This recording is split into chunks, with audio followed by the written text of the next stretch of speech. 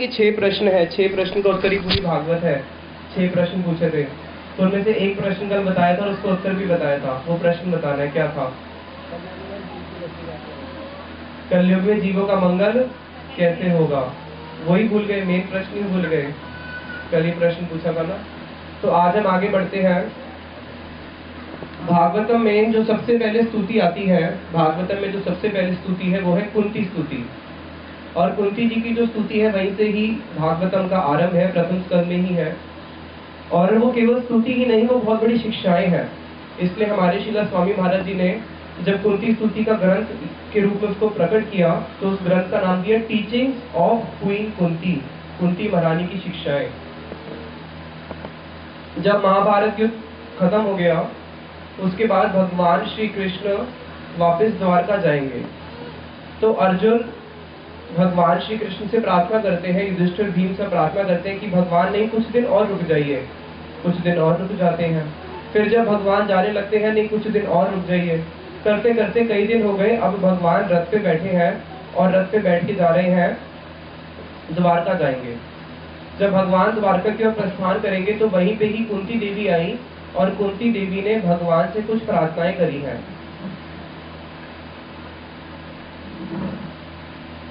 कुंती देवी कृष्ण की बुआ लगती है संबंध से।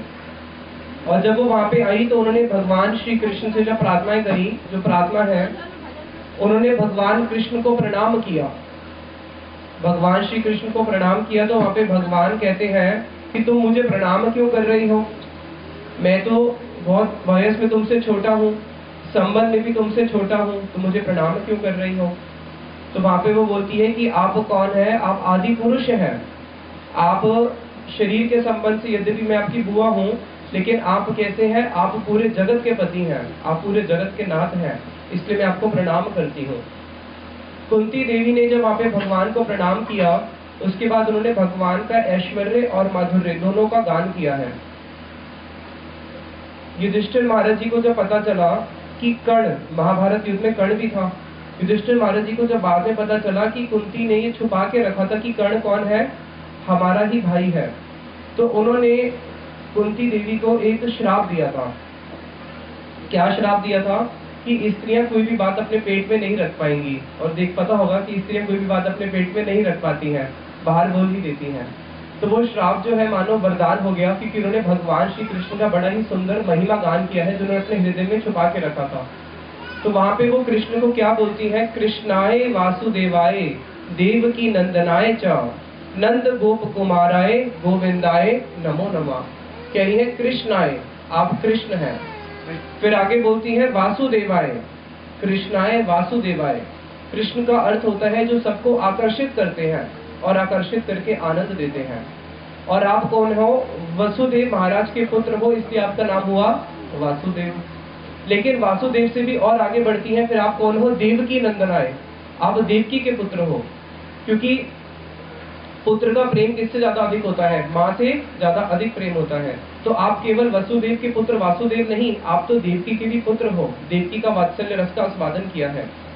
लेकिन कृष्ण को बोलना वासुदेव और कृष्ण को बोलना देवकी नंदनाय, ये भी भगवान का ऐश्वर्य वाला हो गया। लेकिन जब हम ब्रज में प्रवेश करते हैं तो ब्रज में क्या बोलते हैं? नंद गोप कुमाराय, कि आप नंद महाराज जी के पुत्र हो। अब यहाँ पे प्रश्न उठता है कि किसी के 2 पिता होते हैं या एक पिता होते हैं? सबके एक पिता होते हैं। तो यहाँ पे तो उन्होंने पहले बोला कि आप वसुदेव महाराज के पुत्र वासुदेव हो। माता भी एक ही होती है, 2 माता तो नहीं हो सकती। और फिर बोला कि आप किसके हो? देवकी की संतान हो। अब आगे बोल रहे हैं कि नहीं, आप तो किसके पुत्र हो? नंद गोप कुमाराय, अब नंद महाराज जी के पुत्र हो।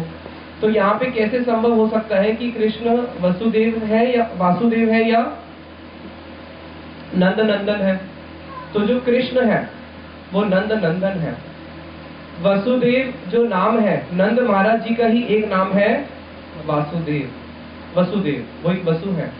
और यशोदा मैया का एक नाम और है शास्त्र में, जिनको देवकी के नाम से बोला गया है।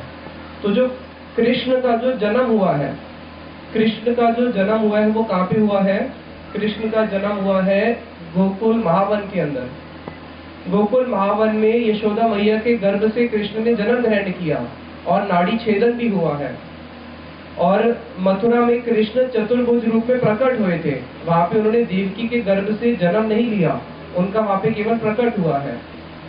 हम जब कृष्ण जन्माष्टमी मनाते हैं, कृष्ण जन्म अष्टमी, राम नवमी, लेकिन राम जन्म नवमी नहीं बोलते, नरसिंह चतुर्दशी, नरसिंह जन्म चतुर्दशी नहीं बोलते हैं। अभी वरा द्वादशी गई है, वामन द्वादशी आती है, उसके आगे जन्म शब्द नहीं लगता। ये जो जन्म शब्द है ये केवल किसके आगे लगता है? कृष्ण के आगे लगता है, क्योंकि कृष्ण ने यशोदा मैया के गर्भ से जन्म लिया है। इससे पहले भगवान के जितने भी अवतार हुए हैं उसमें वो प्रकट होते हैं, लेकिन गर्भ से जन्म नहीं लेते। केवल कृष्ण ही इतनी माधुर्यपूर्ण लीलाएं करते हैं जिसमें वो यशोदा माता के गर्भ से जन्म लेके फिर नाड़ी छेदन भी होता है।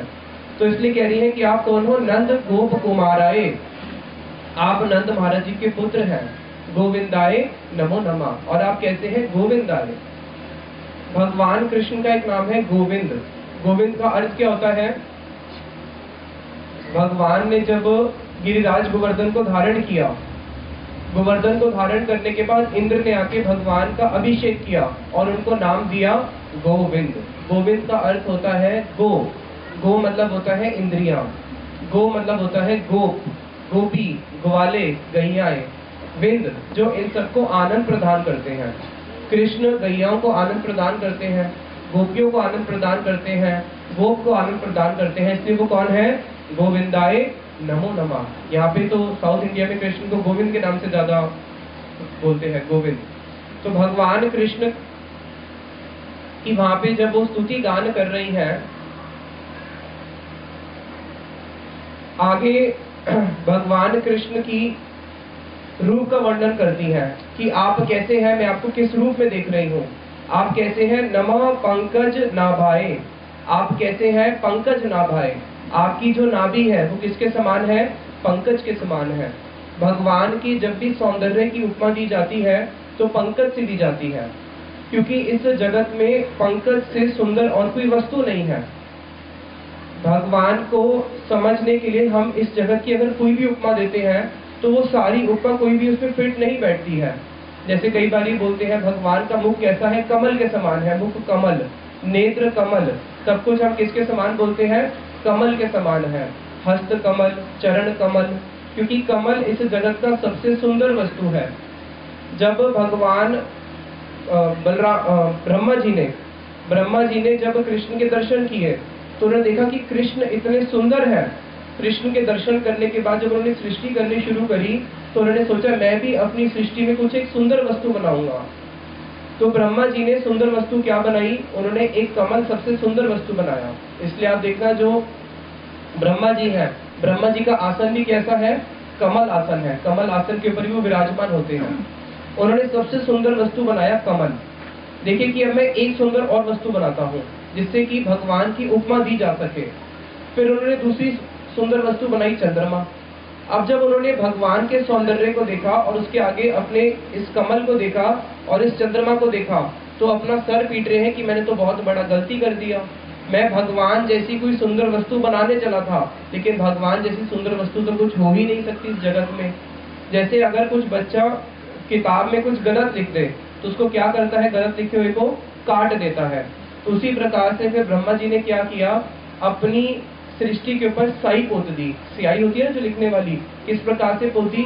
चंद्रमा में एक दाग है, वो दाग क्या है? मानो ब्रह्मा जी ने क्या किया? देखा इतना सुंदर चंद्रमा बनाया, लेकिन ये भी भगवान के सौंदर्य के आगे तो फीका पड़ गया, तो इस चंद्रमा का क्या लाभ? इसलिए उसके ऊपर दाग डाल दिया स्याही का। कमल के ऊपर भी क्या किया? स्याही का दाग लगा दिया कि नहीं नहीं, ये भगवान के जैसे सुंदर तो कुछ हो ही नहीं सकता। लेकिन फिर भी हमें एक समझने के लिए, उपमा देने के लिए इस जगत की जो सबसे सुंदर वस्तु है उसका उदाहरण दे देते हैं। इसलिए एक हमारे बिल्वा मंगल दास ठाकुर हुए हैं, उन्होंने बोला हे ठाकुर जी, मैंने तो आपकी स्तुति गान नहीं करी, मैंने तो बहुत बड़ा अपराध कर दिया। मैं जहाँ पे भी आपके सौंदर्य का वर्णन किया तो मैंने कभी आपके सौंदर्य का वर्णन क्या कर दिया? बिंब फूल से दे दिया, तो कभी कमल पुष्प से दे दिया, कभी चंद्रमा से दे दिया, कभी आपके पीताम्बर का जो उपमा है वो मैंने सूर्य से दे दी, तो मैंने तो बहुत बड़ा अपराध कर दिया। क्योंकि भगवान कैसे हैं? अनुपम है, उनकी जैसी कोई वस्तु है ही नहीं, तो उनकी तुलना किससे दी जा सकती है? तो फिर भी वो कहती है कि आप कैसे हो? नमः पंकज नाभिने, कि आपकी नाभि पंकज के समान है। नमः पंकज मालिने, और आप पंकज मालिने हो, क्योंकि भगवान कृष्ण अपने गले में एक वैजयंती माला धारण करते हैं। कृष्ण का कैसा सौंदर्य है, एक नीति है। अगर आप कहीं जा रहे हो यात्रा में और आपको एक कमल पुष्प के ऊपर खंजर पक्षी बैठा हुआ मिल जाए तो समझ लो कि आपकी यात्रा सफल होगी। तो गोपियां कहती है कि राधा जी के नेत्र रूपी जो यात्रा है उसको सफल करने के लिए मानव विधाता ने क्या किया, कृष्ण का जो कमल रूपी मुख है उसके ऊपर खंजर पक्षी को बिठा दिया। खंजर पक्षी कौन है, कृष्ण के नेत्र। खंजर पक्षी कैसे होते हैं, बहुत बाएं दाएं बहुत घूमते हैं। तो कृष्ण के नेत्र कैसे हैं, कृष्ण के नेत्र बड़े चंचल हैं। गोपियां कहती हैं कि कृष्ण तो बहुत धीर समीर है, लेकिन कृष्ण के जो नेत्र हैं वो ही चंचल हैं। कृष्ण के नेत्र कैसे चंचल हैं, क्योंकि कृष्ण जब संध्या के समय आ रहे होते हैं, अभी संध्या का समय है, इसी संध्या के समय कृष्ण क्या करते हैं, वापस वन से ब्रज की ओर लौटते हैं। जब संध्या के समय ब्रज की ओर लौटते हैं तो किस प्रकार से, सबसे पहले आती है गौधूल। जब ब्रजवासी दूर से देखते हैं कि बहुत सारी गौधूल उड़ रही है, क्योंकि कृष्ण के पास 9 लाख गैया हैं, कृष्ण के सखा श्रीधाम उनके पास 11 लाख गैया हैं, तो लाखों गौओं को लेके सारे सखा आ रहे हैं। तो दूर से ब्रजवासियों को बहुत सारी गौधूल नजर आती है। अब समझ लेते हैं कि जब गौधूल नजर आ रही है, पीछे कृष्ण आ रहे होंगे, और गौधूल के ही पीछे फिर क्या नजर आती है, बहुत सारी गैया नजर आती है। गैयों के पीछे कृष्ण अपने सारे सखाओं के साथ आ रहे होते हैं। तो कृष्ण जब ब्रज में प्रवेश करते हैं, अब सबकी दृष्टि किसके ऊपर है, सबकी दृष्टि है कृष्ण के ऊपर। अब कृष्ण गोपियों को देखना चाहते हैं। अब कृष्ण गोपियों को देखे तो देखे कैसे, अब सब गुरुजन भी है, कैसे देखे, और गोपियां भी कृष्ण के दर्शन करना चाहती हैं। अब वो भी गुरुजन के सामने कृष्ण के दर्शन करें तो करे कैसे। तो उस समय जो ब्रज है, ब्रज में जो दर्शन होते हैं गोपियों और कृष्ण के, वो कैसे होते हैं, वो बड़े छुप के दर्शन होते हैं। तो कृष्ण के जो नेत्र हैं वो बड़े चंचल हैं। वो एक क्षण के अंदर चारों तरफ अपने नेत्र घुमा के जिस गोपी को देखना होता है उस क्षण में गोपी को देख भी लेते हैं, और देख के उसको इशारा भी कर देते हैं, और किसी को पता भी नहीं चलता। कई बारी आंख घुमाते हुए ऐसे कर देते हैं, यानी कि मेरे काले केश हैं तो आज हम केशव कुंज में मिलेंगे। कभी अपना जो पीताम्बर है वो नजर बहुत तीव्र गति से घुमाते हुए केवल ऐसे कर देते हैं, आज हम पीत वर्ण वाले कुंज में मिलेंगे। कृष्ण जो है उनके नेत्र बहुत ही चंचलमय है, और वहां पे जब गोपियां कृष्ण के दर्शन करती हैं तो वो कैसे दर्शन करती हैं, राधा जी प्रार्थना करती है लज्जा को। जो लज्जा है, लज्जा एक स्त्रियों का बहुत बड़ा भूषण होता है। तो गोपियां जो है अब लज्जावश कृष्ण के दर्शन तो नहीं कर सकती, तो वो लज्जा को प्रार्थना करती है राधा जी कि अरे लज्जे, मैं तुझे ये नहीं कह रही कि तू मेरे सारे अंग को छोड़ दे, कम से कम मेरी जो दृष्टि है, मेरे जो नेत्र है, नेत्र का जो कोणा है इसको ही छोड़ दे कुछ क्षण के लिए, ताकि मैं ऐसे तिरछे चितवन से कृष्ण के दर्शन कर पाऊं। और जैसे ही वो कृष्ण के दर्शन करती है राधा जी, उतने में क्या होता है, उनके आंखों से आंसू आ जाते हैं। तो जब आंसू आ जाते हैं फिर राधा जी प्रार्थना करती है अश्रु मेघ से कि तुम मेरे को कृष्ण दर्शन में बाधा क्यों बन जाते हो, एक क्षण के लिए रुक नहीं सकते, क्योंकि जब अश्रु आएंगे तो कृष्ण के दर्शन होंगे नहीं।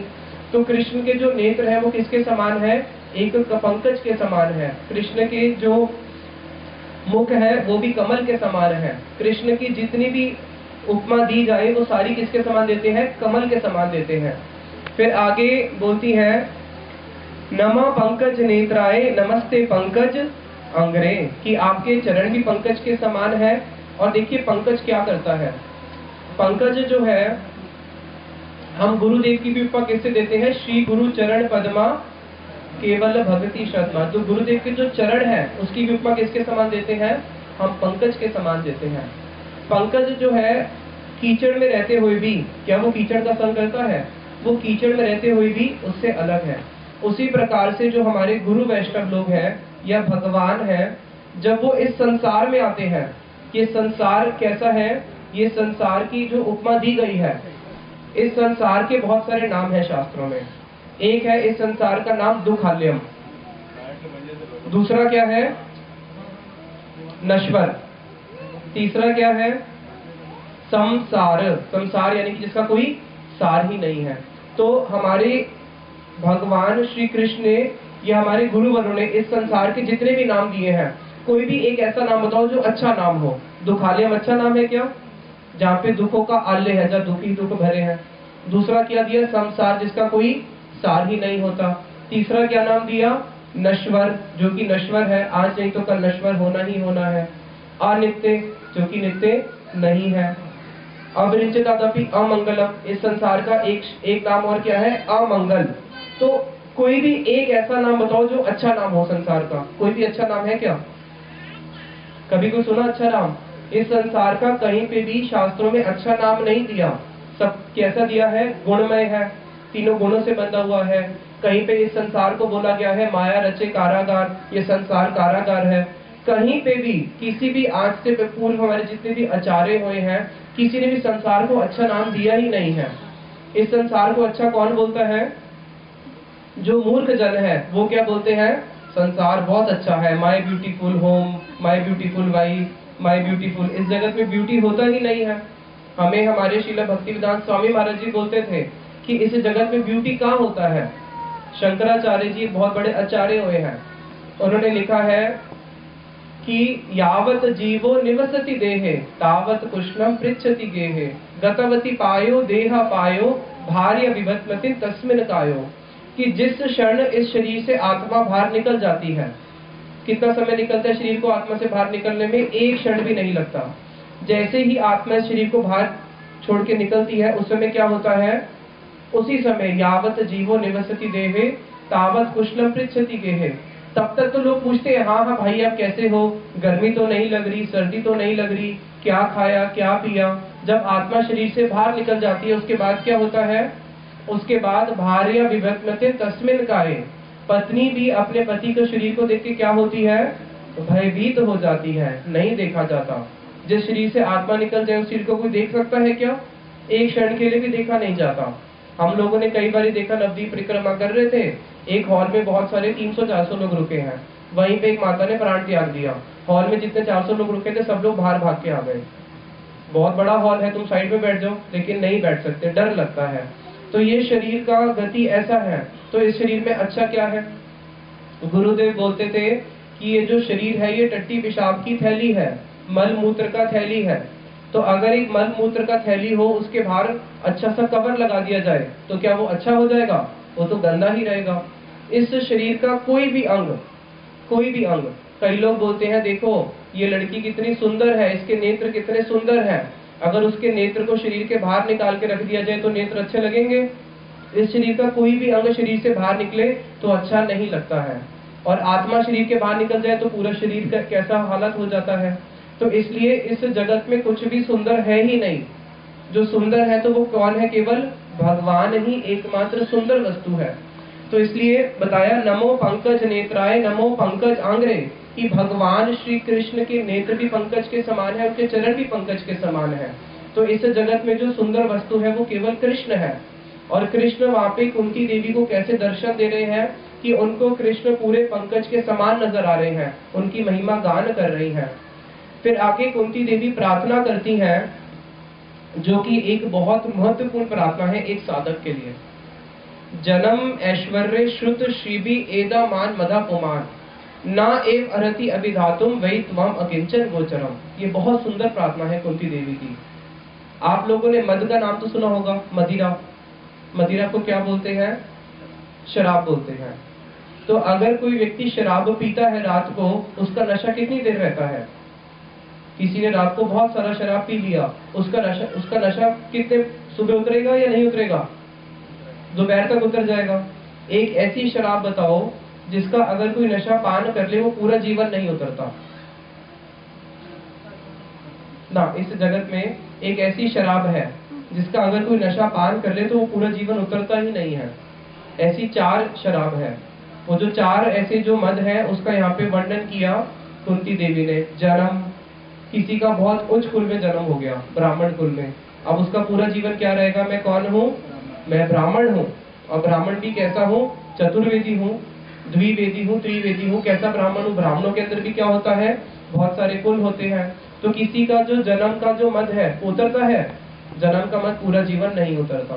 फिर बताया जन्म ऐश्वर्य, मैं बहुत धनी हूँ, मैं बहुत अमीर हूँ, बहुत अमीर घर का रहने वाला हूँ। तो जो धन का मद है वो उतरता है, धन का मद कभी भी नहीं उतरता। हम लोगों ने दिल्ली में देखा, जब मेरी दादी जी एक्सपायर हुई, उनके अंतिम संस्कार के लिए गए, तो वहां पे जाके देखा जो शमशान घाट का चबूतरा होता है, वहां पे 12 बॉडीज एक साथ जल सकती है। सेम साइज का चबूतरा एक और है जो 4 फीट ऊंचा है, उसके ऊपर 2 बॉडीज जलेगा। तो मैंने कहा ये सेम साइज है तो यहाँ पे 12 बॉडी और यहाँ पे 2 बॉडी क्यों? तो वहां का पंडित बोला ये वीआईपी बॉडी के लिए होता है, जो वीआईपी लोग हैं वो यहाँ पे जलते हैं। यानी कि मर चुके हैं, मरने के बाद भी क्या है कि हम लोग तो वीआईपी है ना, तो हम लोग नीचे क्यों जलेंगे? 4 फुट ऊपर ऊंचा जलेंगे। वीआईपी लोगों को क्या चाहिए? हमारी गाड़ी अपनी होनी चाहिए, हमारा बहुत बड़ा अपार्टमेंट होना चाहिए। तो जलने के लिए भी हमें कैसा चाहिए? ज्यादा स्पेस चाहिए। हमारे साथ ज्यादा लोगों को, गरीब लोगों को जलाना मत, हम 2 या 1 लोग अलग से जलेंगे। तो कैसा लोगों का दुर्बुद्धि है, मरने के बाद भी धन का मद खत्म नहीं होता। इसको बोला जन्म ऐश्वर्य श्रुत शिविर सौंदर्य। अगर कोई बहुत सुंदर है, अगर कोई सुंदर हो, उसका मद उतरता है? नहीं, मैं तो देखने में बहुत सुंदर हूँ, पूरा जीवन उसका भी मत रहता है कि हाँ मैं बहुत सुंदर हूँ या सुंदरी हूँ। लेकिन इस जगत में जो भी अपने आप को सुंदर समझते हैं या सोचते हैं कि हम सुंदर हैं, तो हमको शीला स्वामी महाराज जी एक बात बोलते थे। स्वामी महाराज जी बोलते थे कि इस जगत में तो वैसे सौंदर्य है ही नहीं, लेकिन जो थोड़ा बहुत सौंदर्य अगर नजर भी आता है, तो वो सौंदर्य का जो स्रोत है वो कौन है? वो कृष्ण है। इस जगत में हर वस्तु में विकार आता है, लेकिन भगवान का सौंदर्य कैसा है? जो हर क्षण बढ़ता रहता है। इस जगत में मान लीजिए आप लोग वृंदावन तो गए होंगे, वृंदावन तो गए हैं। वृंदावन में आप देखना, बाकी बिहारी जी जाना या इस्कॉन टेम्पल में भी जाते होंगे, वहाँ ठाकुर जी के दर्शन होते हैं। आज भी ये ठाकुर जी के मंदिर होके आए इस्कॉन में। 40 मिनट्स का दोपहर को आरती हुआ। अब 40 मिनट का जब आरती हो रहा है, तो भक्त लोग सामने 40 मिनट खड़े होकर भगवान को क्या करते हैं? निहारते रहते हैं। अगर आप इस्कॉन वृंदावन जाओगे राधा श्याम सुंदर जी के वहां पे, तो 1.5 घंटा ही कई लोग बाहर खड़े रहेंगे। 1.5 घंटा जब तक पर्दा खुला है, भगवान को निहारते रहेंगे। गोविंद देव जी में जयपुर में लोग सुबह गोविंद देव जी का दर्शन करने आएंगे, मंगला आरती, उसके बाद दोपहर को दर्शन करने आएंगे और फिर शाम को भी दर्शन करने आएंगे कि शाम को भी शयन आरती के दर्शन करने हैं। क्या इस जगत में मान लो कि कोई बहुत सुंदर स्त्री और पति अभी शादी हुआ, पति पत्नी को क्या 40 मिनट तक या 1 घंटे तक ऐसे निहार के देख सकता है? नहीं देख सकता। सुबह भी आधा घंटा देखे, शाम को भी आधा घंटा देखे, पॉसिबल है क्या? या तो वो पागल हो जाएगा या वो पागल हो जाएगी, उसको पागल ही बोलेंगे और तो कुछ बोलेंगे नहीं। लेकिन सोचो भगवान के कैसे दर्शन है। पूरा जीवन गोविंद देव जी के वहां पे जो लोग रहते हैं, कईयों को 40 साल हो गया, एक दिन भी छोड़ते नहीं है, रोज आके ठाकुर जी के दर्शन करते हैं, क्योंकि वो सुंदर वस्तु है, उनके दर्शन करने से आनंद आता है। अब वहीं पे ही जयपुर में राजा के बड़े बड़े महल भी हैं। अब कोई राजा के महल को जाके तो 40 मिनट ऐसे सुबह खड़े होकर देखेगा नहीं, लेकिन गोविंद देव जी में हजारों लोग सुबह सुबह 4 बजे आ जाएंगे और उनका आधा घंटे अच्छी तरह दर्शन करते हैं। क्योंकि भगवान का जो सौंदर्य है वो कैसा है? नव नवायमान। वो हर क्षण नए नए रूप में आते हैं, हर क्षण नए रूप में आते हैं। तो वहां पे बताया कि जन्म ऐश्वर्य श्रुत शिविर एदा मना पुमान, और विद्या, विद्या का भी जो मद होता है वो भी नहीं उतरता कि मैं बहुत बड़ा ज्ञानी हूँ, मैं बहुत कुछ जानता हूँ। ये विद्या का मद संसारिक लोगों में भी होता है, और जब कोई भक्ति में आ जाता है, भक्ति में आने के बाद जो थोड़े शास्त्र पढ़ लेते हैं, उनके अंदर भी विद्या का मद आ जाता है। लेकिन जब तक ये मद रहेगा तब तक भगवान के दर्शन नहीं हो सकते, क्योंकि भगवान जो है वो कैसे हैं? ना एव अरति अभिधातुम त्वं अकिंचन गोचरम। भगवान कैसे हैं? अकिंचन गोचरम। भगवान को कैसे भक्त पसंद है? भगवान को ऐसे व्यक्ति पसंद है जो निष्किंचन होते हैं। क्या होते हैं? निष्किंचन। निष्किंचन का अर्थ क्या होता है? जिसका एकमात्र संपत्ति कृष्ण है, जो मानता है कि मेरी संपत्ति कौन है? कृष्ण ही मेरी संपत्ति है, कृष्ण को छोड़ के मेरा और कोई दूसरा संपत्ति ही नहीं है, उसको क्या बोलते हैं? निष्किंचन। निष्किंचन का अर्थ ये नहीं होता जो गरीब है। निष्किंचन का अर्थ है जो सारी संपत्ति किसको मानता है? कृष्ण को ही अपनी संपत्ति मानता है। कृष्ण ही मेरे रक्षक है, कृष्ण ही मेरे पालक है, कृष्ण ही मेरी माता है, कृष्ण ही मेरे पिता है, कृष्ण ही मेरे धन है, कृष्ण ही मेरे प्राण है, सब कुछ कृष्ण है। जो सब कुछ कृष्ण को मानता है, भगवान जो है उनके ऊपर बहुत जल्दी कृपा करते हैं। भगवान का एक नाम है दीन बंधु।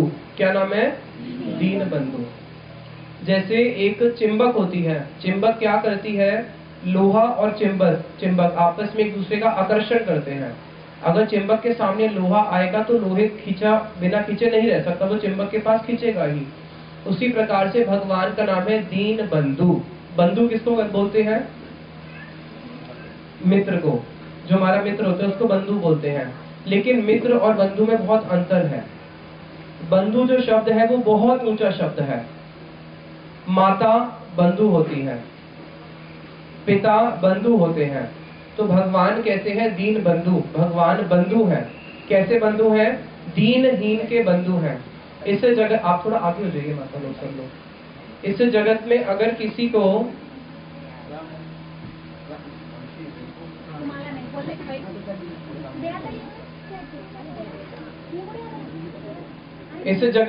किसी को प्रेम करना है, कोई किसी से प्रेम करता है या संबंध बनाता है तो किससे बनाता है?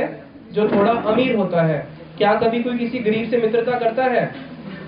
अगर कोई किसी को अपना मित्र बनाएगा तो क्या देखेगा? ये थोड़ा देखने में अच्छा होना चाहिए, इसका थोड़ा अप्रोच होना चाहिए। किसी से भी संबंध बनाते हैं तो क्या देख के बनाते हैं? कि इसके पास कुछ होना चाहिए। क्या कोई चलते फिरते फकीर से संबंध बनाता है? नहीं बनाता। लेकिन भगवान कैसे हैं? दीन बंधु। अगर उनके सामने कोई दीनहीन व्यक्ति जाता है उसको अपना बंधु बना लेते हैं। लेकिन इस जगत में ऐसा कोई भी मिलेगा नहीं।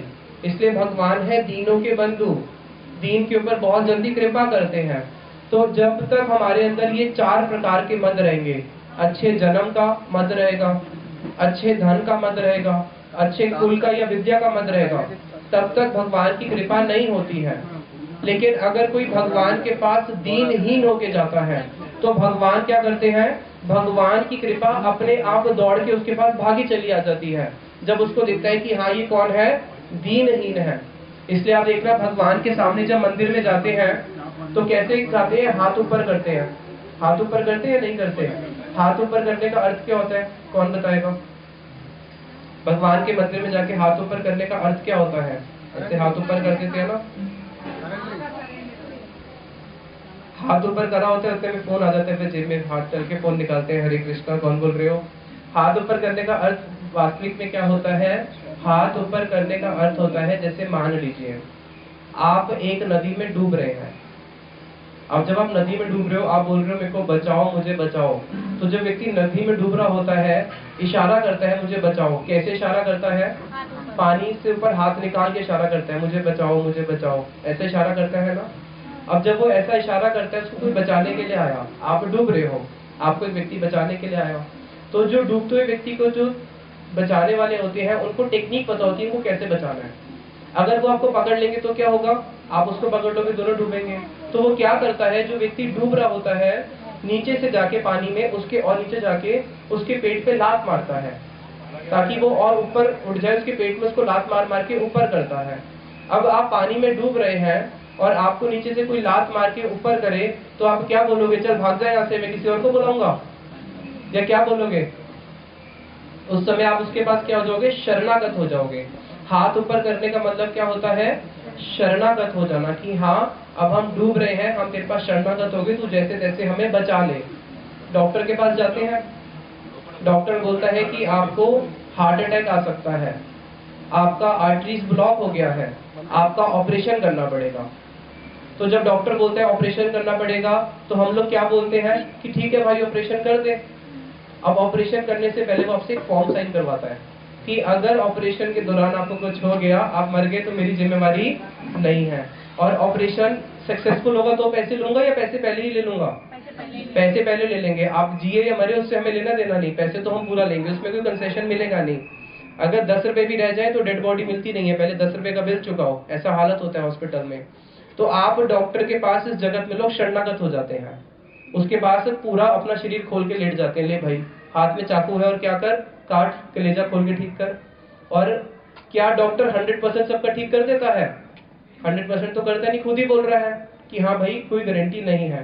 तो जहाँ पे हमें गारंटी नहीं मिल रही, जहाँ पे पैसा भी देना पड़ रहा है, और देख रहे हैं कि कितने लोगों का ठीक होता है, कईयों का नहीं भी होता। बिजनेस वाला रिलेशनशिप है, उसका प्रीति तो होता नहीं, अगर मानो मर भी जाए तो क्या वो रोएगा डॉक्टर? वो रोता नहीं। तो ऐसी जगह पे भी जाके लोग शरणागत होते हैं या नहीं होते? क्यों होते हैं? अगर कोई बोले नहीं मैं तो नहीं होता शरणागत डॉक्टर के पास, मेरे को क्या जरूरत है ऑपरेशन कराने की, पहले आप मुझे लिख के दो कि हाँ आप मुझे पूरा ठीक करोगे, नहीं तो आपकी सारी संपत्ति मेरे मेरे परिवार को मिल जाएगी, तभी एक पैसा दूंगा, नहीं तो नहीं। ऐसा होता है? क्यों होते हैं उसके पास सरेंडर, बताओ? क्योंकि वहां पे हमारे पास और कोई ऑप्शन नहीं है, और हमें पता है कि हाँ बचेंगे तो यहीं बचेंगे, नहीं तो वैसे ही मर जाएंगे। तो वहां पे हम क्या करते हैं, अपने आप को सरेंडर कर देते हैं। तो हमारे गुरुवर बोलते हैं कि इस जगत में भी देखने को मिलता है कि हम लोग सरेंडर करते हैं, विदाउट सरेंडर ये जगत नहीं चल सकता। तो भगवान कृष्ण के पास सरेंडर करेंगे तो क्या वहां पे डाउट है कि हाँ हो सकता है पार लगाए या नहीं भी लगाए? कोई डाउट है क्या? वहां पे कोई डाउट नहीं है। वहां पे भगवान हमसे कुछ पैसे ले रहे हैं? कुछ पैसे भी नहीं ले रहे हैं। कितना सिंपल प्रोसेस है।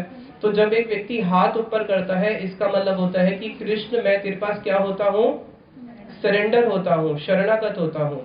और हमारे गुरु वैष्णव लोग बोलते हैं कि जो व्यक्ति भगवान कृष्ण के शरणागत हो गया, उसके जीवन में कभी दुख आ ही नहीं सकता, कभी दुख नहीं आ सकता। और जब तक हम लोग भगवान के शरणागत नहीं हुए, तब तक जीवन में कभी सुख आ ही नहीं सकता, हमेशा दुखी ही रहेंगे।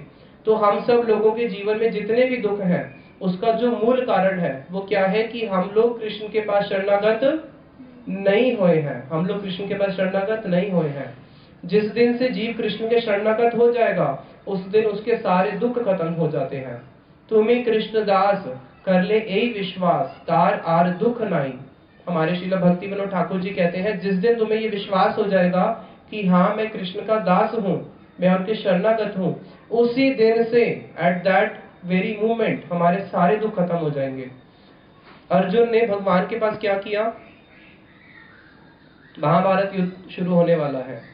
अर्जुन का जो सेना है और उस तरफ कौरवों की सेना है, अर्जुन का सेना जीत जाए कोई संभव ही नहीं है। लेकिन भगवान कृष्ण के पास वो क्या हो जाते हैं?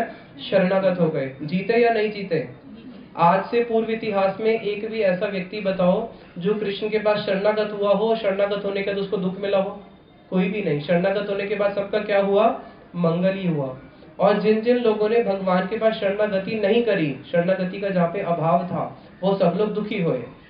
रावण की इतनी बड़ी लंका थी, उसकी लंका सोने की लंका थी, उस सोने की लंका में सारे दुखी थे, केवल एक व्यक्ति सुखी था। कौन? विभीषण। क्यों? क्योंकि वो राम के प्रति शरणागत था, बाकी जितने भी लोग थे वो शरणागत नहीं थे। तो हम लोग जब तक भगवान के प्रति शरणागत नहीं होंगे, तब तक हम सब लोग दुखी रहेंगे। तो वहां पे कुंती देवी कहती हैं कि जब तक हमारे अंदर ये 4 प्रकार के मद रहेंगे, जन्म का, ऐश्वर्य का, श्रुत का, शिवी का, तब तक हमको भगवान की कृपा नहीं मिलेगी। इसलिए इस जगत की जितनी भी भौतिक वस्तुएं हैं, उसको क्या समझना चाहिए? ये तो भगवान ने दिए, कभी भी ले सकते हैं। भगवान ने दिया, कभी भी ले सकते हैं, एक क्षण भी नहीं लगता। अमीर को गरीब, गरीब को अमीर करने में समय लगता है? नहीं लगता। एक क्षण के अंदर इस जगत का सारा वस्तु चले जाता है। इसलिए इस जगत की जितनी भी वस्तु है, उनके लिए अपने हृदय में गुरुत्व नहीं होना चाहिए। गुरुत्व मतलब समझते हैं? गुरुत्व मतलब होता है, जैसे मान लीजिए हमारे सामने कोई बहुत बड़ा एक मंत्री आ गया, और ये तो बहुत बड़ा मंत्री है। कोई बहुत अमीर व्यक्ति आ गया, मल्टी बिलियनर, अरे ये तो मल्टी बिलियनर व्यक्ति है। तो इस संसार की जितनी भी भौतिक वस्तुएं हैं, उसको देख के हृदय में जो एक चमत्कार होता है, इसका मतलब अभी तक कृष्ण के जो सौंदर्य है उसके दर्शन नहीं हुए। जब हृदय में कृष्ण के सौंदर्य के दर्शन हो जाएंगे, तब इस संसार की कोई भी वस्तु जीव को अपने प्रति आकृष्ट नहीं कर सकती। जैसे ब्रह्मा जी हैं, ब्रह्मा जी की कितनी ऊंची पदवी है ब्रह्मा जी की। तो हमारे तो गुरुवर जो है वो कहते हैं कि जिसको कृष्ण का कृपा मिल जाए, वो ब्रह्मा जी को भी किस प्रकार देखता है? ब्रह्म महेंद्र आदि शकीट आए थे, वो इंद्र हो या ब्रह्मा हो, उन सबको भी किस समान देखता है कि ये तो कुछ भी नहीं है, तिनके के समान है। क्यों? क्योंकि उसको क्या दिख चुका है? उसको भगवान का माधुर्य दिख चुका है। जैसे मान लीजिए एक उदाहरण, एक राजा था अकबर, नाम सुना होगा आप लोगों ने। अब तक पूर्व इतिहास में जितने भी राजा हुए हैं, उनमें से जो सबसे अमीर राजा हुआ है वो हुआ है अकबर। तो अकबर एक बारी हमारे सनातन गोस्वामी पाद जी के पास आके बोलता है कि मैं पूरे देश का शहंशाह अकबर हूँ, और मैं आपके इस ब्रज धाम में बहुत सारे मंदिर बनवाना चाहता हूँ, और इस पूरे ब्रज धाम का जीर्णोद्धार करूंगा, बहुत सुंदर कुंड बनवाऊंगा, आने जाने के लिए राजमार्ग बनवाऊंगा। तो आप बताओ कि कहाँ से शुरू करना है? तो सनातन गोसाई पाद जी ने उसको बिल्कुल भी किसी प्रकार का उसको आदर सम्मान नहीं दिया और उसको बोले कि जिस यमुना के तट पे मैं स्नान करने जाता हूँ वहां की सीढ़ी टूटी हुई है, उस सीढ़ी को तुम ठीक करा दो। तो उसको बड़ा गुस्सा आ गया कि मैं कहाँ पे पूरा देश का राजा, पूरा ब्रजधाम ठीक करा सकता हूँ और ये मुझे एक छोटी सी सीढ़ी ठीक करने के लिए बोलते हैं। जब अगले दिन उस सीढ़ी को देखने के लिए गया तो हमारे सनातन गोसाई पाद जी ने जैसे उसके सर पे हाथ रखा तो क्या देखा कि ये सीढ़ी क्या है, ये तो पूरी चिंतामणि की बनी हुई है। और वहीं पर उनके चरणों में लेट के बोला कि मैं शहंशाह अकबर अगर अपने पूरे देश के राज्य को 100 बार बेच दूं, 100 बार बेचने के बाद भी मैं यहाँ की एक ईंट भी नहीं खरीद सकता, तो और कहाँ पे मैं पूरे ब्रज को बनाने के लिए चला था। तो वहां पे उसका अहंकार क्या हुआ, चूर्ण विचूर्ण हो गया। अब जो सनातन गोसाई पाद जी थे, जब उन्होंने उनके पास अकबर आया तो उनके हृदय में किसी प्रकार का कोई चमत्कार नहीं हुआ, क्योंकि ये क्या देख चुके हैं, सबसे ऊंची वस्तु देख चुके हैं। तो जब तक इस संसार की जो भौतिक वस्तु है उसके लिए हमारे हृदय में स्पृहा रहेगा, स्पृहा को क्या बोलेंगे यहाँ पे हिंदी में, उसके लिए किसी प्रकार का आदर सम्मान रहेगा, बॉन्ड्स रहेंगे, तब तक भगवान की संपूर्ण कृपा नहीं मिल सकती है। फिर आगे कुंती देवी प्रार्थना करती है, विपद संतुता शश्वत तत्र तत्र जगत गुरु यद दर्शनम स्यात् अपुनर्भव दर्शनम। अब जब देखा कि भगवान कृष्ण जाने ही वाले हैं द्वारका को, और कुंती देवी ने कभी भी भगवान कृष्ण से जीवन में कुछ मांगा नहीं है, लेकिन आज जब भगवान कृष्ण जा रहे हैं तो वो भगवान से कुछ मांगना चाहती हैं और बोला कि प्रभु अभी तक तो मैंने जीवन में आपसे कुछ नहीं मांगा, अब आप जब जा ही रहे हो द्वारका को तो मेरे को कुछ एक वरदान देके जाओ, क्या चाहिए तुझे। तो वहां पे कुंती देवी बोलती है, विपद संतुता तत्र तत्र जगत गुरु, कि हे जगत गुरु, हे कृष्ण जगत के प्राणनाथ, मुझे क्या चाहिए, मुझे आपसे विपत्तियां चाहिए, आप मेरे को बहुत सारे दुख दो। तो कृष्ण भगवान वहां पे अपनी ही बुआ को बोलते हैं, हे कुंती तूने पूरा जीवन तो दुख देखा है, बचपन में ही जब उनके पांडवों के पिता चले गए थे तो उसके बाद किस प्रकार से उन्होंने अपने बच्चों को पाला, भीम को मारने के लिए कितने प्रयास करे गए, इनसे इनका राज्य छीन लिया गया, पांडवों को वनवास हो गया, इनके महल में आग लगा दी गई, कितने सारे पूरा जीवन तो विपत्तियां देखी हैं। और अभी सबसे बड़ी महाविपत्ति क्या देखी, अपने ही सामने अपने पोतों की मृत्यु देखी। जो पांचों पांडव थे, पांचों पांडव के जो 5 पुत्र थे वो भी मर गए। तो पूरा जीवन तो तूने दुख देखा है और अभी तू मुझे क्या बोल रही है कि मुझे और दुख चाहिए। तो वहां पे कुंती देवी बोलती है कि जब भी हमारे जीवन में दुख आया, हमारे जीवन में केशव जब भी दुख आया, कृष्ण हमारे जीवन में हर दुख में वो दुख मुझे स्पर्श नहीं करा, क्योंकि हर दुख में कौन आए हो, आप आए हो। जब भी हमारे ऊपर संकट आया आप हमेशा आ जाते थे। अभी इतना बड़ा जब महासंकट आया कि महाभारत का युद्ध होना था तो आप हमारे सामने थे।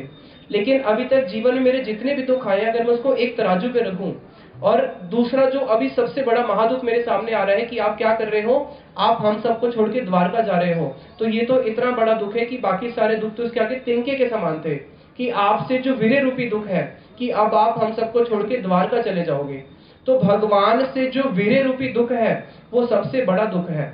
तो कुंती देवी बोलती है कि अगर आप मुझे और दुख देंगे तो और दुख के प्रभाव से क्या होगा कि उस दुख का निवारण करने के लिए आप आओगे, और जब आप आओगे तो आपके दर्शन होंगे, जब आपके दर्शन होंगे तो ना पुनर्दर्शनम पुनः भव दर्शनम, आपके दर्शन के प्रभाव से हमें दोबारा इस भव सागर में नहीं आना पड़ेगा। इस भव सागर में जो जन्म और मृत्यु है, इस जन्म मृत्यु भव रोग से हम हमेशा के लिए निवृत्त हो जाएंगे अगर हमें आपके दर्शन होंगे।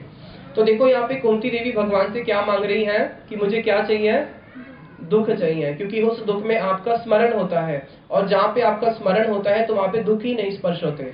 तो यहाँ पे एक बहुत बड़ी शिक्षा है कि इस जगत में दुख तो है, कोई नहीं बोल सकता कि इस जगत में दुख नहीं है, और कोई बोले कि इस जगत में सारे दुख हमेशा के लिए खत्म हो जाएंगे, ये भी संभव नहीं है, क्योंकि भगवान ने बोल दिया है जगत कैसा है, दुख आले, यहाँ पे दुख है, जन्म का दुख तो है ही है, मृत्यु का भी है, बुढ़ापा भी आएगा ही आएगा, बीमारी का भी दुख है।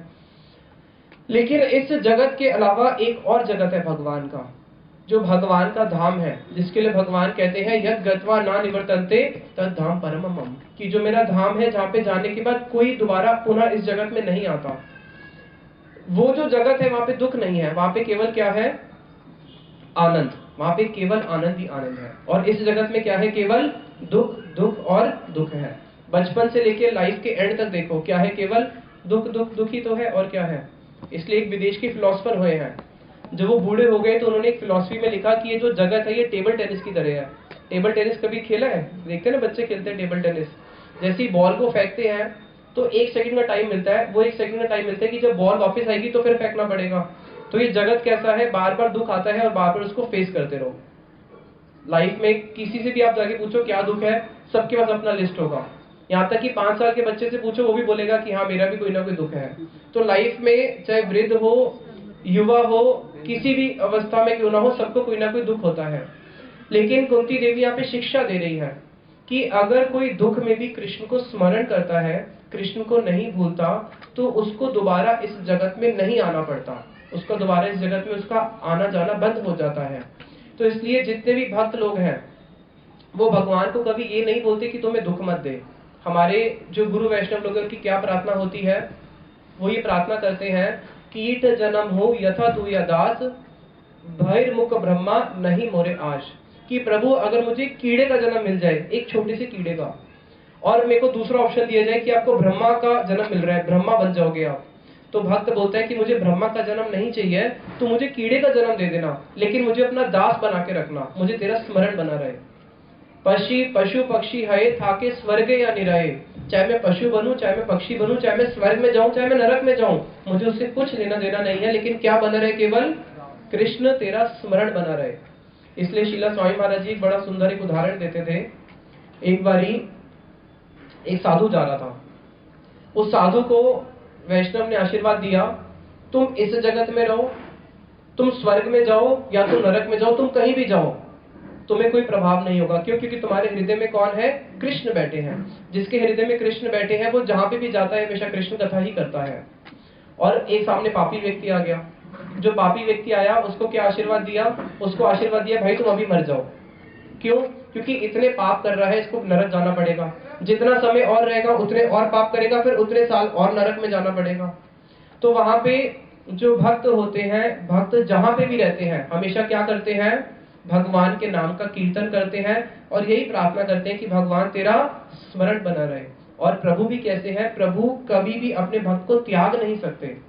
जब जब इनके ऊपर विपत्ति आई, कुंती देवी के ऊपर जब भी समस्या आई, भगवान भागे भागे आए।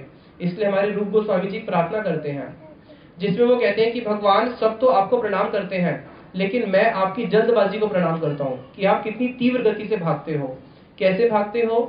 जब गजेंद्र ने आपको पुकारा, जब गजेंद्र ने भगवान को पुकारा था, कोई बता सकता है कि गजेंद्र ने भगवान को कौन से नाम से बुलाया था? सुना है ना, गजेंद्र ने भगवान को बुलाया था, भगवान आए थे, गजेंद्र का उद्धार करा था, तो उसने भगवान को कौन से नाम से बुलाया था? परम सत्य, परम सत्य, परम सत्य। उन्होंने भगवान को उनके गुणों से बुलाया था, नाम नहीं लिया था। जो परम सत्य है, जो सृष्टि के आदि है, सृष्टि का आधार है, जो कि भक्त वत्सल है। तो वहां पे जब उन्होंने इतनी सारी वहां पे उपमाएं दी हैं, तो कोई देवी देवता भी तो आ सकते थे, कोई आया क्या? कोई भी नहीं आया। कौन आए? केवल कृष्ण आए, गोविंद आए, क्योंकि वो ही परम सत्य है। और वो ही कौन है? वो ही सृष्टि के आदि है और पूरी सृष्टि के मूल आधार वो ही है। तो जब भगवान जा रहे हैं गजेंद्र की रक्षा करने के लिए, तो कितनी तीव्र गति से जाते हैं। गरुड़ बोलता है कि प्रभु एक क्षण तो रुक जाओ, मेरी जो पीछे की जो पीठ है वो कैसी होती है? बहुत रूखी होती है, कम से कम उस पर एक आसन तो बिठा दूं, आसन के ऊपर ही तो आप बैठोगे। भगवान इतना भी विलंब नहीं करते कि मैं गरुड़ के ऊपर बैठ के जाऊं, एक क्षण में ही भागने के लिए बिल्कुल प्रस्तुत हो जाते हैं। जब द्रौपदी का चीरहरण हो रहा था, कितना समय लगाया भागने में? एक क्षण भी नहीं लगाया, एकदम से भाग आते हैं। अपने भक्त की पुकार में एक क्षण भी विलंब नहीं कर सकते, केवल एकदम से तीव्र गति से भागते हैं।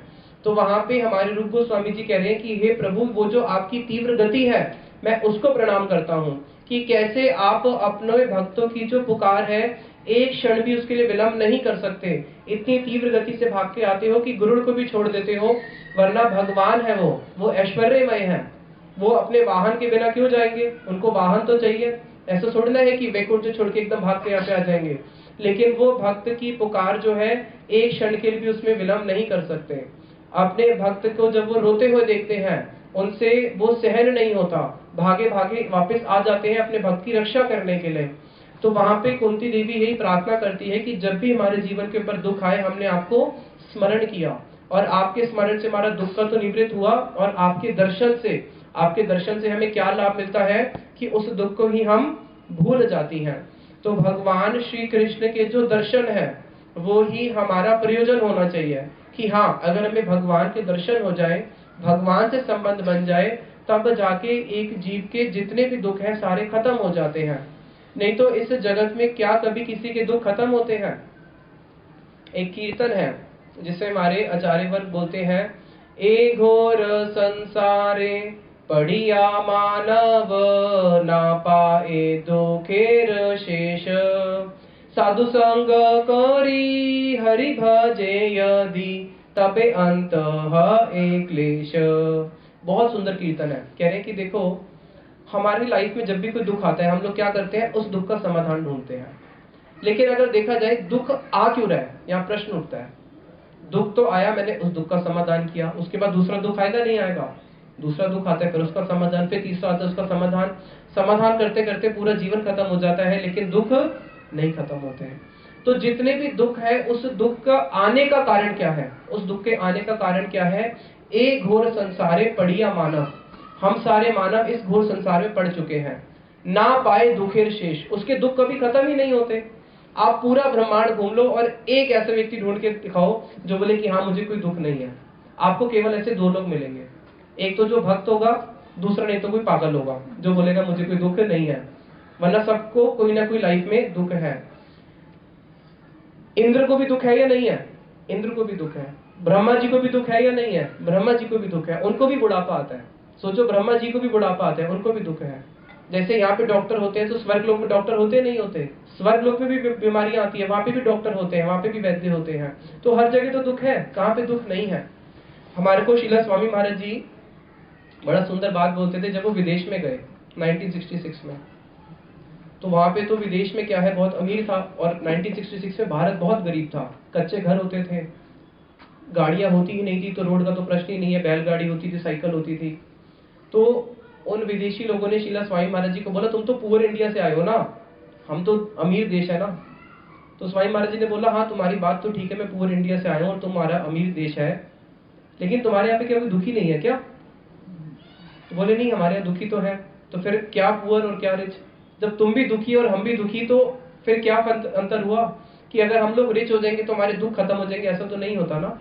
अभी सब लोग सोच रहे हैं कि स्मार्ट सिटी हो जाएगी तो सुखी हो जाएंगे। पहले जब इंटरनेट नहीं था तो सबको क्या था कि नहीं, फोन आ जाएगा तो सब सुखी हो जाएंगे। फोन आने के बाद सुखी हो गए। फिर आया नहीं इंटरनेट आएगा सब सुखी हो जाएंगे। 2G आ गया, पूरे इंडिया में 2G सुखी हुए लोग। फिर आया नहीं 3G आएगा तब तो पक्का सुखी हो जाएंगे। 3G आया, सुखी हुए नहीं। रिलायंस 4G लेके आया, तो मैं सबको 100 रुपए में इंटरनेट दूंगा, 4G, सब सुखी हो जाएंगे। सुखी हुए क्या? फिर 5G आ रहा है, अब 6G आएगा। सुखी होते हैं क्या?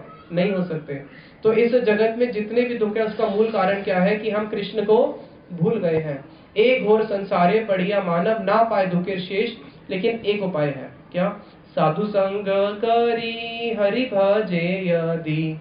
अगर कोई साधु संग करता है, हरि का भजन करता है, तबे अंत है क्लेश, तब उसके सारे क्लेश क्या होते हैं? हमेशा के लिए खत्म हो जाते हैं। तो वहां भी यही कुंती देवी ने शिक्षा दिया है कि अगर कोई कृष्ण का भजन करता है, कृष्ण का भजन करने से उसके सारे क्लेश खत्म हो जाते हैं, उसके सारे जन्म जन्म के दुख खत्म हो जाते हैं। नहीं तो क्या होगा? कृष्ण भजन नहीं किया तो पुनः पुनः इस संसार में आना पड़ेगा, बार बार सुख दुख में ही हम लोग पिसते रहेंगे। फिर आगे थोड़ा सा कीर्तन करते हैं, फिर उसके आगे आएगी भीष्म स्तुति की प्रार्थना है कि कैसे भीष्म देव ने जब अपने अंतिम समय में जब अपने शरीर को त्याग रहे हैं, तो भीष्म देव ने भी बहुत बड़ा शिक्षा दिया है। कुंती देवी ने शिक्षा दी है कैसे जीवन जीना चाहिए, और भीष्म पितामह शिक्षा दे रहे हैं कि कैसे जीवन के अंत काल में भगवान का स्मरण करते हुए देह को त्यागना चाहिए। तो अभी थोड़ा कीर्तन करते हैं, फिर भीष्म स्तुति को आरंभ करेंगे।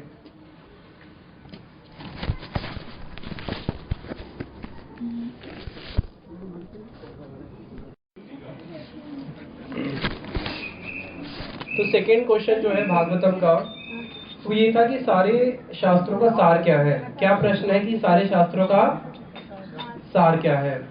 हमारे गुरुदेव एक बड़ा ही सुंदर उपाख्यान बताते थे।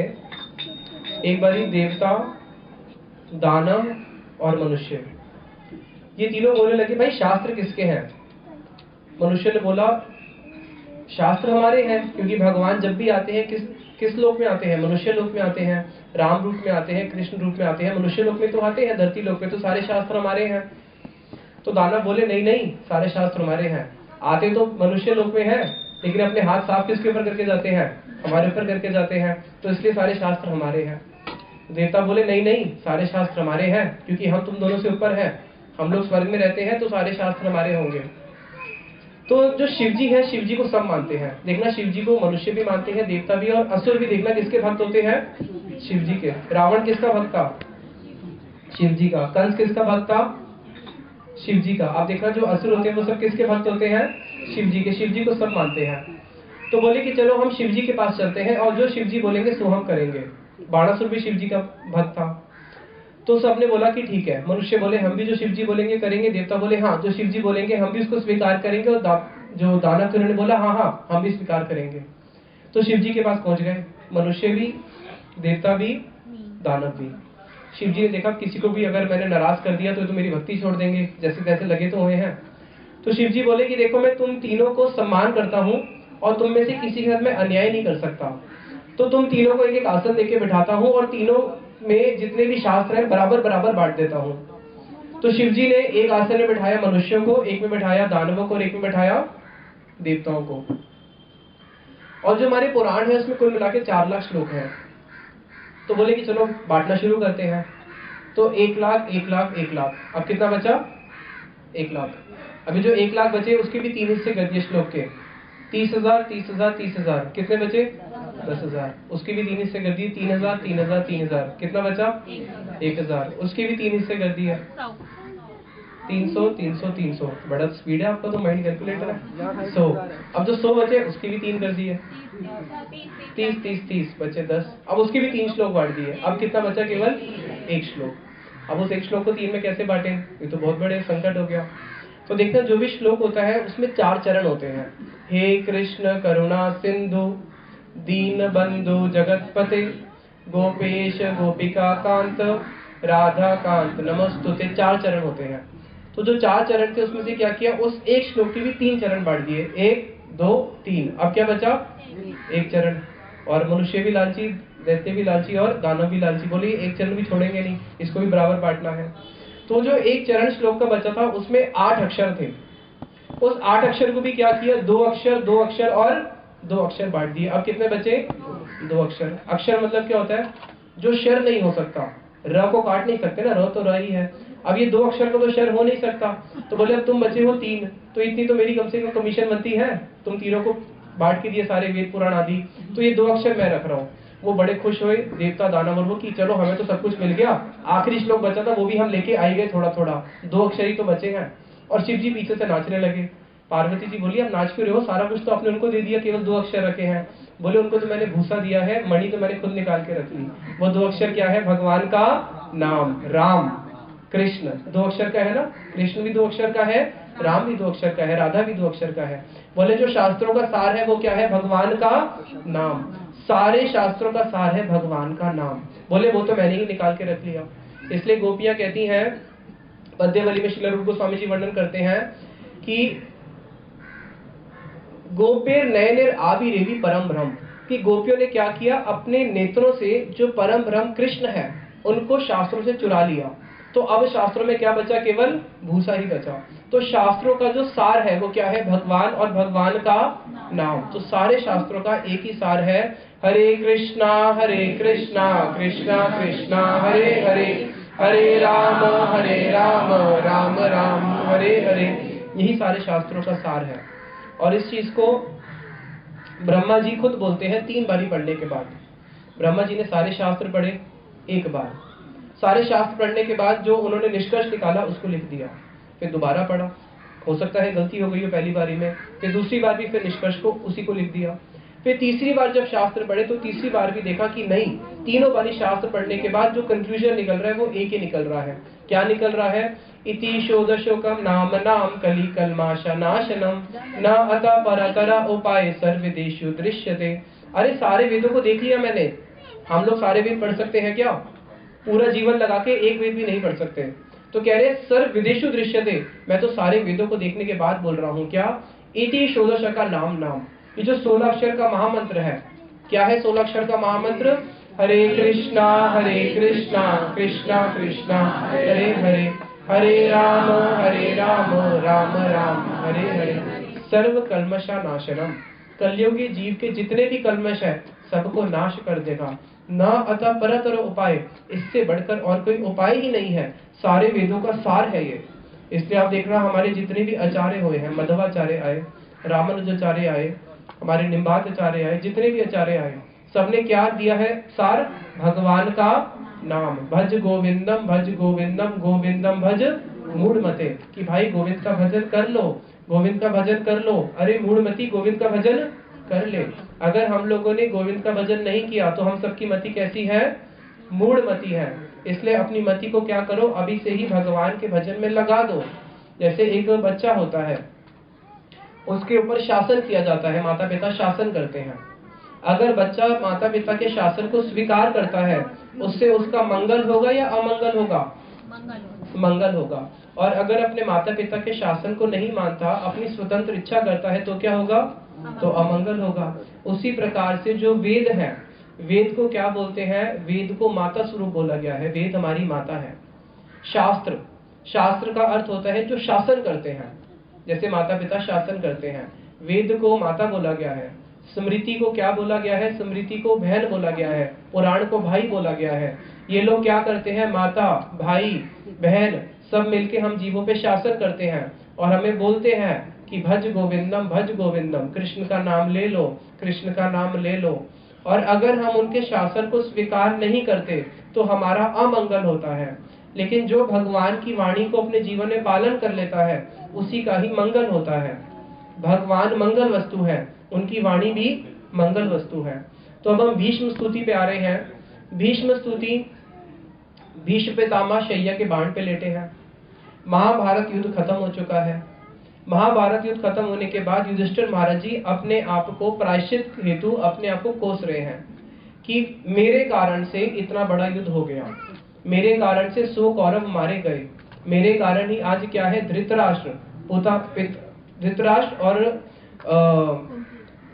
धृतराष्ट्र पुत्रहीन हो चुके हैं। उनके सारे पुत्र चले गए, कोई भी एक पुत्र नहीं है जो उनको अंतिम संस्कार भी दे सके। मेरे कारण ही क्या हुआ? हमारे जो गुरुवर थे, कृपाचार्य, द्रोणाचार्य, वो सब भी चले गए। अरे मेरे कारण ही कर्ण भी चला गया। मेरे कारण ही कितनी सारी माताएं हैं जो विधवाएं हो गई। मेरे कारण कितनी सारी माताएं संतानहीन हो गई हैं, कितने सारे पुत्र पिताहीन हो गए हैं। अपने आप को बहुत प्रायश्चित हेतु कोस रहे हैं। भगवान कृष्ण युधिष्ठिर महाराज जी को बहुत प्रयास करते हैं समझाने का, नहीं, इसमें तुम्हारा कोई दोष नहीं है, वो अपने कर्मों के कारण ही उनकी ऐसी गति हुई है, तुम्हारा क्या दोष है इसमें? लेकिन युधिष्ठिर महाराज जी समझ नहीं रहे हैं। फिर भगवान कृष्ण युधिष्ठिर महाराज जी को भीष्म पितामह के पास लेके जाते हैं। युधिष्ठिर महाराज जी को और सबसे बड़ा दुख क्या है कि मेरे कारण हमारे पितामह, भीष्म पितामह शैया पे लेटे हुए हैं, वो भी बाणों की शैया पे। तो जब भीष्म पितामह के पास गए तो उनको देख के और क्रंदन करना शुरू करते हैं। भगवान कृष्ण ने भीष्म पितामह को बोला कि अब आप इनको कुछ समझाइए, इनको कुछ ज्ञान दीजिए। तो भीष्म पितामह ने भगवान कृष्ण के आदेश से जो वहां पे कुछ ज्ञान दिया है और साथ में भगवान की स्तुति भी करी है। तो जो भीष्म स्तुति है, उस भीष्म स्तुति के अंदर प्राय तो जो उन्होंने कृष्ण की स्तुति गान करी है वो है, और कुछ 2-3 श्लोक ऐसे हैं जिसमें उन्होंने किसको क्या करना चाहिए, ब्राह्मण को, क्षत्रिय को, वैश्य, शूद्र, सबके क्या कर्तव्य है वो बताया है। तो वहां पे भीष्म पितामह सबसे पहले प्रणाम करते हैं भगवान श्री कृष्ण को, और प्रणाम करके क्या बोलते हैं? प्रणाम करके बोलते हैं भक्त्या अवेश्य मनो यस्मिन वाचा यन्नाम कीर्तयन, कि भक्त्या अवेश्य मनो, जिसका मन भगवान की भक्ति में आवेशित हो चुका है। कैसे? वाचा यन्नाम कीर्तयन, भगवान के कीर्तन के प्रभाव से। उसका क्या फल होता है? त्यजन क्लेवरम योगी मुच्यते काम करम भी। त्यजन क्लेवरम, अब मेरा समय आ चुका है इस क्लेवर को त्यागने का, और मैं भगवान का नाम ले रहा था। मेरे शरीर में इतनी शक्ति नहीं थी कि मैं कृष्ण के दर्शन करने जा सकूं, शैया पे लेटा हूं बाणों की, लेकिन देखो प्रभु आपके नाम में कितनी शक्ति है। यहाँ बैठे बैठे आपका नाम ले रहा था, और नाम ने क्या किया? नामी को यहाँ पे प्रकट कर दिया। नाम और नामी, भगवान का नाम और स्वयं नामी जो प्रभु है, बताया उनमें कैसी प्रीति है? प्रीति परस्पर प्रभु अनुगामी, कि भगवान का नाम और उनकी नामी में ऐसी प्रीति है कि जहां पे भी भगवान का नाम आता है प्रभु अपने नाम के पीछे पीछे चलते चलते आ जाते हैं। तो भीष्म पितामह कह रहे हैं कि इस बात का मैं साक्षी हूं। कल को अगर संसार के लोग बोलेंगे कि जब मेरा त्यागने का समय आया कलेवर का, तो उस समय कृष्ण कहां पे थे, तो पूरी दुनिया को मैं साक्षी बोल के जा रहा हूं कि देखो महाभारत युद्ध खत्म होने के बाद मैं कृष्ण नाम ले रहा था और मेरे कृष्ण नाम के फलस्वरूप क्या हुआ, कृष्ण मुझे दर्शन देने आए, तो तुम्हें क्यों नहीं आएंगे। मैं अपनी आचरण से ये जगत को शिक्षा देके जा रहा हूँ और ये श्लोक बोल के जा रहा हूँ कि जहाँ पे भी मन भगवान में लगता है कीर्तन के माध्यम से, उसके अंत काल में भगवान उसके पास आते ही हैं। फिर आगे बताया कि चलो किसी ने पूरा जीवन भगवान का नाम लिया, अब अगर अंत में उसकी ऐसी स्थिति हो गई कि वो भगवान का नाम ही ना ले पाए, क्योंकि अंत में कैसा स्थिति होता है, अंत में कैसी स्थिति होती है बताया कि जो हमारी प्राण वायु है वो अटक जाती है, जो गला है वो रुंध हो जाता है, शरीर के अंदर जो सांस की गति है वो रुक जाती है। उस समय भगवान का नाम लेना बहुत कठिन होता है। इसलिए एक राजा हुए हैं, उन्होंने क्या प्रार्थना करी है, उन्होंने ये भगवान से प्रार्थना करी है कि हे मुकुंद, मैं आपसे क्या प्रार्थना करता हूं, प्राण प्रयाण समय कफ वित्त कंठ अवरोध विधौ स्मरणम कुतस्ते, कि जब मेरा प्राण जाने का समय आएगा मेरा कंठ तो अवरुद्ध हो जाएगा। हमारे शरीर में क्या होता है, कफ वात और पित्त, इनका जो संतुलन है बिगड़ जाएगा। स्मरणम कुतस्ते, हे कृष्ण तब मैं तेरा स्मरण कैसे करूंगा। कृष्ण त्वदीय पाद पंकज पंजरंतम अदेव मेस्तु विश्व, कृष्ण में त्वदीय पाद पंकज पंजरंतम अदेव विष्णु प्राण हंसा, कि जब मेरे प्राण रूपी हंस जाने का समय आएगा तब मैं तेरा स्मरण नहीं कर पाऊंगा। लेकिन अभी तो मेरा मन तेरे चरणों में लगा हुआ है, तो इसलिए भगवान तू क्या कर, अभी ही मुझे अपने धाम बुला ले, अंत में क्या पता मैं तेरा नाम ले पाऊं या नहीं ले पाऊं। तो वहां पे बताया कि अगर कोई अंत में भगवान का नाम नहीं ले पाता लेकिन उसने पूरा जीवन नाम लिया है, तो कृष्ण क्या करते हैं, कृष्ण स्वयं उसके हृदय में जाके बैठ जाते हैं और अपने ही मुख से फिर अपना नाम लेना शुरू करते हैं, उसके मुख से ही अपने नाम को बुलवाना शुरू करते हैं। अगर बहुत ऐसी स्थिति है कि मुख भी नहीं खोल पाता, तो मन ही मन में उसके मन में बैठ के क्या करेंगे, अपना नाम लेंगे। हमारे गुरुदेव पूज्य श्रील भक्ति वेदांत नारायण गोसाई महाराज जी, गुरुदेव का बत्रा हॉस्पिटल में 97 में ऑपरेशन हुआ था हार्ट का।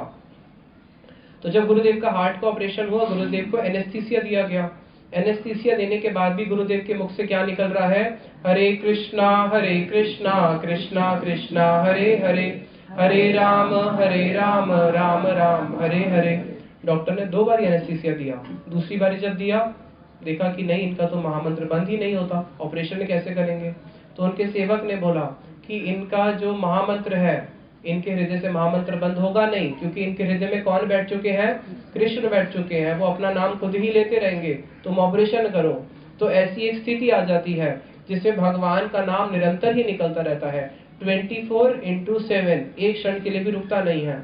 तो वहां पे फिर भीष्म पितामह आगे भगवान को बोलते हैं, भीष्म पितामह कौन थे, अखंड ब्रह्मचारी थे।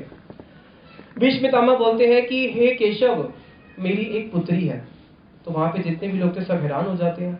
अब अंतिम समय में भीष्म पितामह कैसी बातें कर रहे हैं कि मेरी एक पुत्री है, ये तो अखंड ब्रह्मचारी थे। हाँ केशव, मेरी एक पुत्री है। और एक नीति है कि अगर कोई कन्या दान करके नहीं जाता तो उसको क्या लगता है, उसको दोष लगता है, कन्यादान तो सबको करके जाना चाहिए। तो हे केशव, मेरा इस जगत से जाने का समय आ चुका है, तो मैं उस पुत्री का विवाह आपसे करवाना चाहता हूँ, वो पुत्री मैं आपको देना चाहता हूँ, उसको आप स्वीकार करो। कौन है मेरी पुत्री, फिर वो आगे कहते हैं, इति मतिर उपकल्पिता वितृष्णा भगवती सातवत पुंगवे विभूमनि। इति मतिर उपकल्पिता, जो मेरी मति है, ये मति ही कौन है, मेरी पुत्री है। तो मैं अपनी मति रूपी, मेरी बुद्धि रूपी जो मेरा चित्त है, अपनी बुद्धि रूपी जो पुत्री है, उसको आपके चरणों में सौंपता हूँ, उसको आप स्वीकार करो और उससे विवाह कर लो। और ये कैसी है, इसका गुण कैसा है, अगर किसी भी स्त्री से शादी करी जाती है पहले उसके गुण तो देखे जाते हैं। तो भीष्म पितामह कहते हैं कि देखो, वी तृष्णा, मेरी जो मति है इसको आप स्वीकार करो, क्योंकि इसकी कोई तृष्णा नहीं है, ये क्या हो चुकी है, वी तृष्णा। भजो कृष्ण तजो तृष्णा, जो कृष्ण का भजन करता है उसकी संसार की तृष्णा खत्म हो जाती है। अगर संसार की लेश मात्र भी तृष्णा रह जाएगी तो पुनः इस जगत में आना पड़ेगा। तो वहां पे जो मेरी मति है हे कृष्ण, उसकी संसार की सारी तृष्णाएं खत्म हो चुकी है, इसलिए आप उसको स्वीकार कर सकते हो। और वो कैसी है? सात्वत पुंगवे विभुमनी, और वो कैसी है? परम सात्वत है, उसमें संसार का कोई कलमश नहीं है। तो वहां पे भगवान कृष्ण मानो प्रश्न पूछते हैं कि ठीक है कि तुम अपनी पुत्री का मेरे से विवाह कराना चाहते हो और बहुत गुणशाली है, उसके अंदर संसार की कोई वासना नहीं है, लेकिन मेरे से ही क्यों कराना चाहते हो? मेरे अंदर तुमने ऐसा क्या देखा? जो पुत्री होती है उसका अगर किसी से विवाह कराएंगे तो योग जो वर है वो कैसा होना चाहिए? देखने में सुंदर होना चाहिए।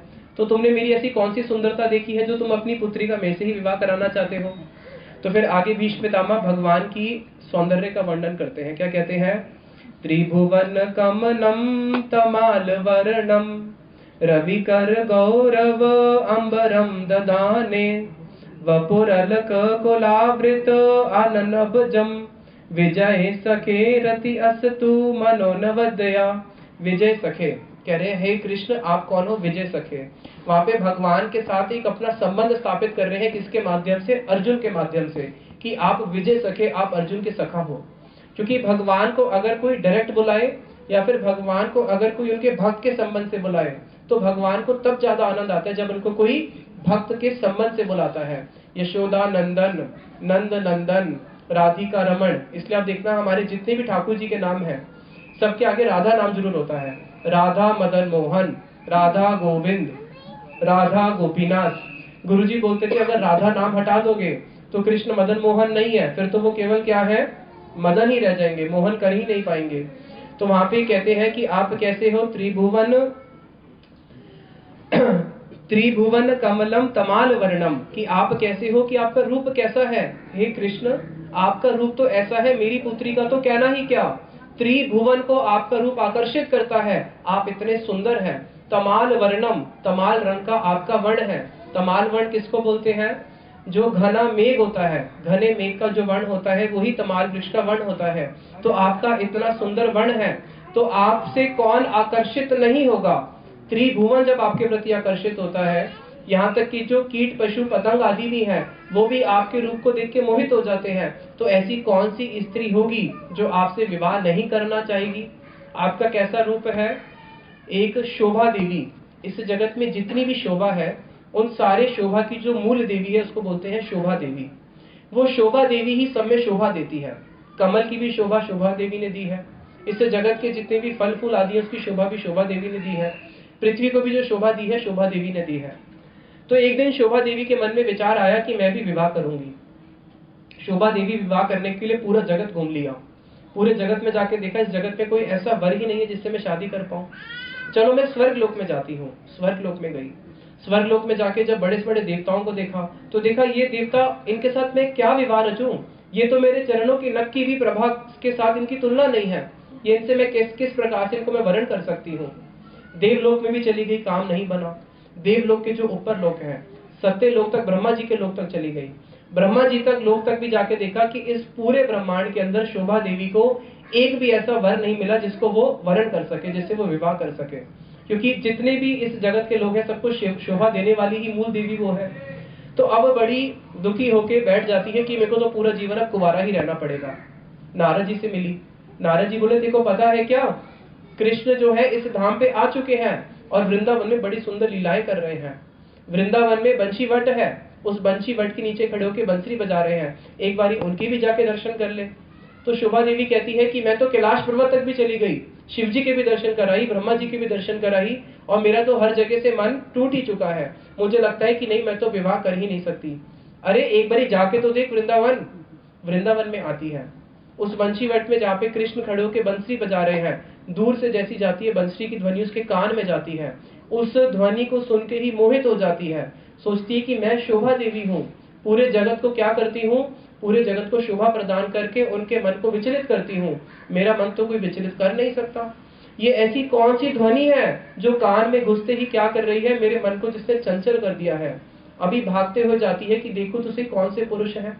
जैसे ही बंशी वट के निकट पहुंची, सामने कृष्ण खड़े हैं। अभी कृष्ण के दर्शन नहीं करे। कृष्ण के चरणों की जो नख है उस नख से एक प्रभा निकलती है। भगवान कृष्ण के चरणों के नख मणि के समान है, उससे बड़ी सुंदर प्रभा निकलती है। चरण नखर जीनी जेन मणि समय, उनके जो नख है बिल्कुल मणि के समान है। उस नख की जो एक मणि से जो शोभा निकल रही थी, उस शोभा को देख के ये जो शोभा देवी थी वहीं पे साक्षात दंडवत प्रणाम करके लेट जाती है भूमि पे और उस शोभा को प्रणाम करती है। और फिर मन ही मन सोचती कि क्या मैं शोभा देवी हूँ या ये शोभा देवी है? मैं तो शोभा देवी हूँ ही नहीं। कि कृष्ण के चरणों से नख की निकली हुई प्रभा की ऐसी शोभा है कि जिसके आगे मैं फीकी पड़ गई।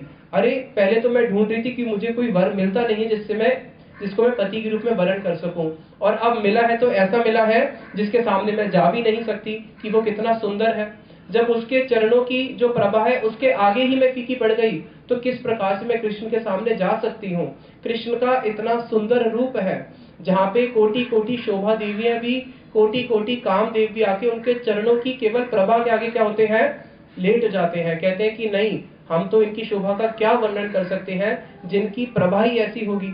तो बताया कि हे कृष्ण आप कितने सुंदर है देखने में, इतने सुंदर, तो ऐसी कौन सी पुत्री है जो आपसे विवाह नहीं करेगी? इसलिए कृपा करके आप क्या करो, मेरी पुत्री को स्वीकार कर लो।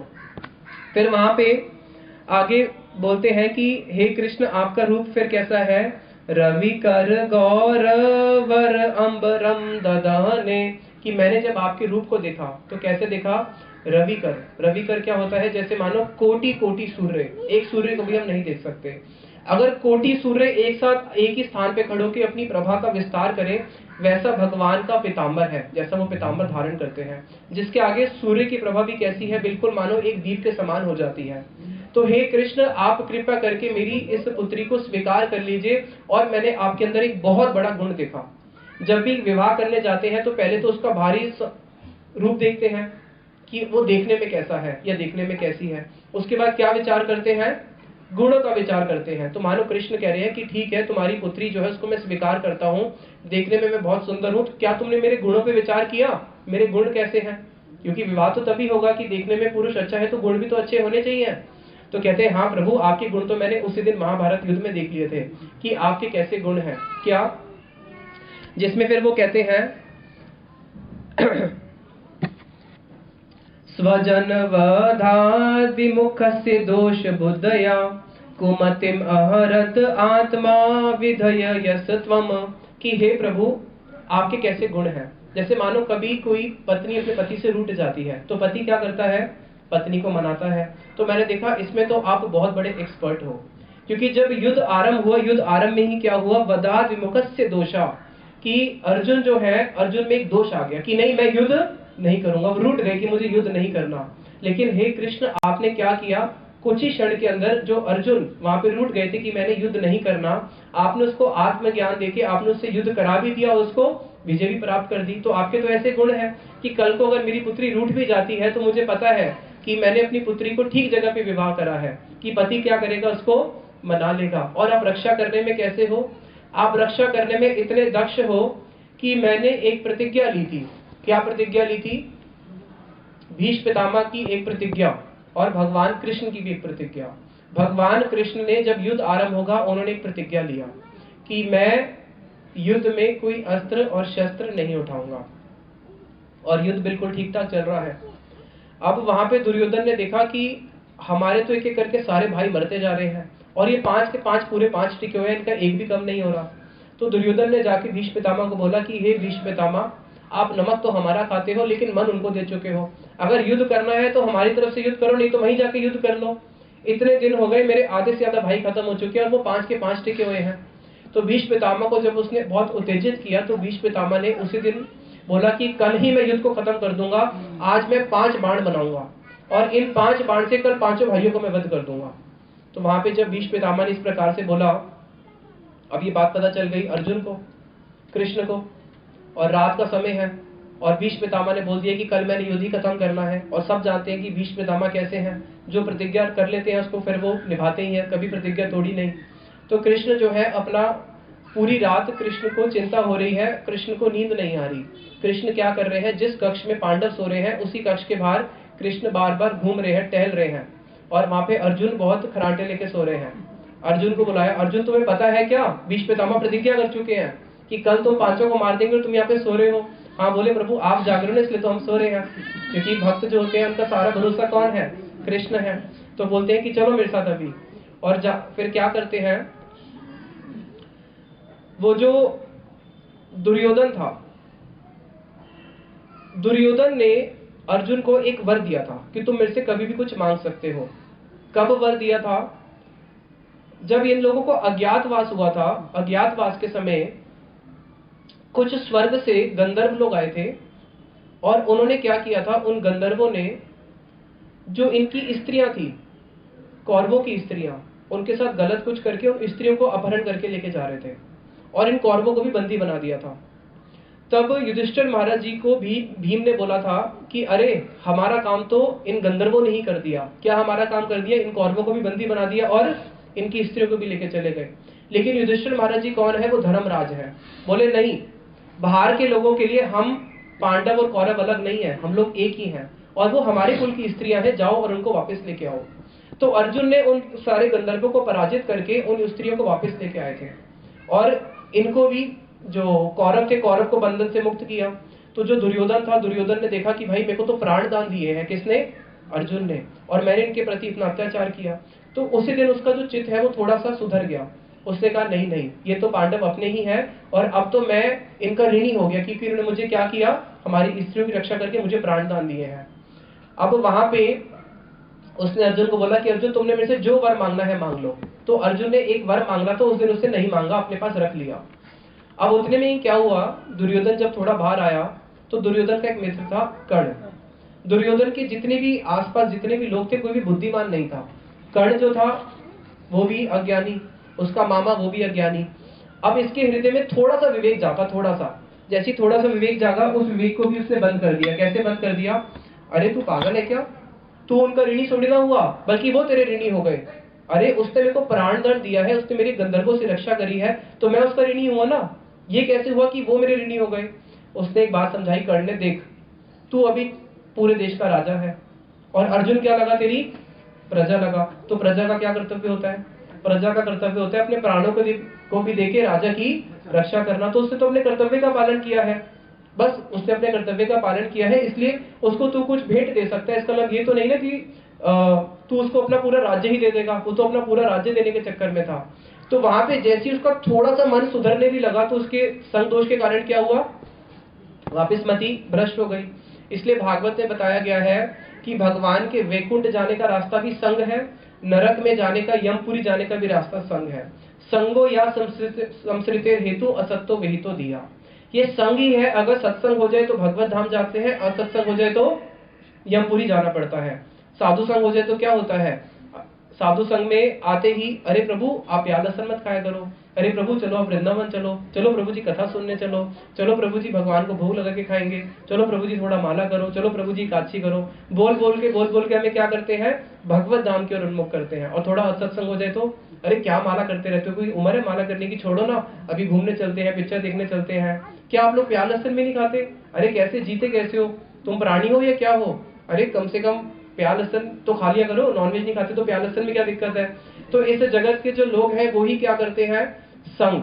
संग ही भगवत धाम लेके जाता है और संग ही यमराज जी के पास लेके जाता है। तो कभी भी कोई ऐसे लोग मिले जो भक्ति के विपरीत हो तो समझ लेना कि वो सारे कौन है, यमराज जी के भेजे हुए चेले हैं। कोई पति के रूप में आ गया, कोई पत्नी के, कोई सखा के, लेकिन सब कौन है, यमराज जी के चेले हैं। और कोई भक्त आ जाए तो समझ लेना ये भगवान के परिकर है, मेरा उद्धार करने के लिए आए हैं। तो वहां पे उसने अर्जुन को बोला था कि कोई वर मांगो, तो अर्जुन के पास वो वर था। तो अर्जुन जाते हैं दुर्योधन के पास और बोलते हैं कि देखो दुर्योधन, हम तो कभी राजा बन नहीं सकते और भीष्म पितामह तो कल युद्ध खत्म ही कर देंगे, क्योंकि उन्होंने क्या प्रतिज्ञा ली है, 5 बाण तैयार करके कल 5 को मारना है। तो कम से कम एक रात के लिए ही सही मेरे को राजा बनने का जो एक सुख होता है उसका अनुभव करने दो, इसलिए आप मुझे अपनी राज पोशाक दे दो। तो दुर्योधन ने हंसते हंसते अपना राज पोशाक दे दिया। अब अर्जुन उस राज पोशाक को लेके आए कृष्ण के पास और कृष्ण ने बोला इस राज पोशाक को पहन लो। वो किसकी है, दुर्योधन की। और जाके भीष्म पितामह के पास जाना और उनसे 5 बाण लेके आ जाना। भीष्म पितामह ने 5 बाण तैयार किए थे कि दुर्योधन को दूंगा और अगले दिन दुर्योधन 5 बाण से 5 पांडवों को मारेगा। यहाँ पे दुर्योधन लेता उससे पहले ही अर्जुन पहुंच गए उस राज पोशाक को पहन के। संध्या का समय था, रात्रि का समय था, शिविर में नहीं पता चला, भीष्म पितामह ने देखा है तो दुर्योधन ही है और उसको वो 5 बाण दे दिए। अब उसके बाद जब दुर्योधन आया कि 5 बाण दो, तो वहां पे भीष्म पितामह समझ गए कि अगर दुर्योधन अब आ रहा है 5 बाण लेने तो उससे पहले कौन आया था। तो भीष्म पितामह सब कुछ समझ गए कि ये सारा का सारा चक्र किसका है, चक्री का ही पूरा चक्र है। तो वहां पे उन्होंने प्रतिज्ञा करी कि मेरी प्रतिज्ञा कृष्ण ने तोड़ दी। मैंने प्रतिज्ञा करी थी कि कल मैं 5 पांडवों को मार के युद्ध खत्म करूंगा। अब कृष्ण ने अगर मेरी प्रतिज्ञा तोड़ी है तो मैं आज एक और प्रतिज्ञा करता हूं कि कल मैं कृष्ण की प्रतिज्ञा तोड़ूंगा। कृष्ण की प्रतिज्ञा है कि मैंने कोई अस्त्र शस्त्र नहीं उठाना, तो कल मैं कृष्ण से अस्त्र उठा के ही रहूंगा। अब अगले दिन युद्ध हुआ। जब अगले दिन युद्ध हुआ तो आज भीष्म पितामह ने मानो बाणों की पूरी वर्षा कर दी। ऐसे ऐसे तीक्ष्ण बाण छोड़ रहे हैं कि अर्जुन जो है, इससे पहले कि अर्जुन अपनी तरकस से बाण निकाल पाए, उससे पहले ही बाणों की ऐसी वर्षा होती थी कि वो बाण ही नहीं निकाल पाया और अर्जुन तो पूरा घायल होकर बैठ गया। और वहां पे उसके बाद कृष्ण तक को नहीं छोड़ा, ऐसे ऐसे बाण छोड़े कि कृष्ण जो है, कृष्ण के भी पूरे शरीर से लहू निकल रहा है। और वहां पे जब देखा कि अब तो मेरे भक्त के ऊपर आ पड़ी है कि अब तो अर्जुन भी कभी जा सकता है, और कृष्ण के पूरे अंग में क्या है, शत विशत होकर पूरा खून निकल रहा है। और भीष्म पितामह की प्रतिज्ञा है कि आज मैंने कृष्ण से अस्त्र उठाना ही है। तो फिर वहां पे भगवान कृष्ण जो है अपने भक्त की रक्षा करने के लिए और भीष्म पितामह की प्रतिज्ञा की रक्षा करने के लिए रथ से नीचे उतरते हैं और बहुत क्रोध में भीष्म पितामह की ओर दौड़ते हैं। जब वो भीष्म पितामह की ओर बहुत क्रोध में दौड़ रहे होते हैं, उतने में क्या होता है, भगवान कृष्ण का जो पिताम्बर है, वो पिताम्बर ऐसे करके धरती पे गिर जाता है। अब वो जो पिताम्बर धरती पे गिरा, क्यों? क्योंकि जब भगवान कृष्ण इतने वेग से दौड़ रहे थे, पृथ्वी भी डगमगाने लगी। और जो भगवान का पिताम्बर है वो कौन है? वो साक्षात बलराम स्वरूप है। भगवान कृष्ण के जितने भी अलंकार हैं, भगवान के जो वस्त्र हैं, ये सब कौन है? बलराम स्वरूप है। यहाँ तक कि भगवान का जो धाम है, वृंदावन धाम, गोवर्धन धाम, राम जी का अयोध्या धाम, ये सब भी कौन है? बलराम स्वरूप है। हम जो मृदंग बजाते हैं, मृदंग भी बलराम स्वरूप माना गया है। तो मानो बलराम जी जो उनके वस्त्र है वो साक्षात बलराम स्वरूप, और उन्होंने पृथ्वी को अपने भार से रोक दिया कि नहीं, तुम हिलो मत, नहीं तो पृथ्वी गिर जाएगी। और भगवान कृष्ण इतने वेग में अपने हाथ में चक्र उठा के दौड़ रहे हैं कि मैं भीष्म पितामह को मारूंगा। और भीष्म पितामह ने जैसे ही कृष्ण के इस रूप के दर्शन करे, इस रूप के दर्शन करते भीष्म पितामह ऐसे हाथ जोड़ के खड़े हो गए और वहां पे भगवान की वो स्तुति गान कर रहे हैं। बड़ा ही सुंदर दृश्य है वहां पे। तो यहाँ पे जो भीष्म पितामह, उन्होंने जब कृष्ण के उस प्रकार से दर्शन करे, अर्जुन मानो पीछे जाके कृष्ण को बोलते हैं, अरे कृष्ण क्या कर रहे हो?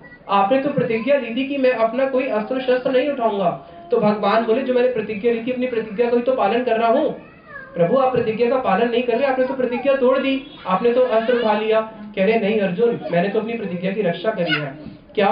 मेरी एक ही प्रतिज्ञा है, याद रखना, मेरी केवल एक ही प्रतिज्ञा है। क्या प्रतिज्ञा है?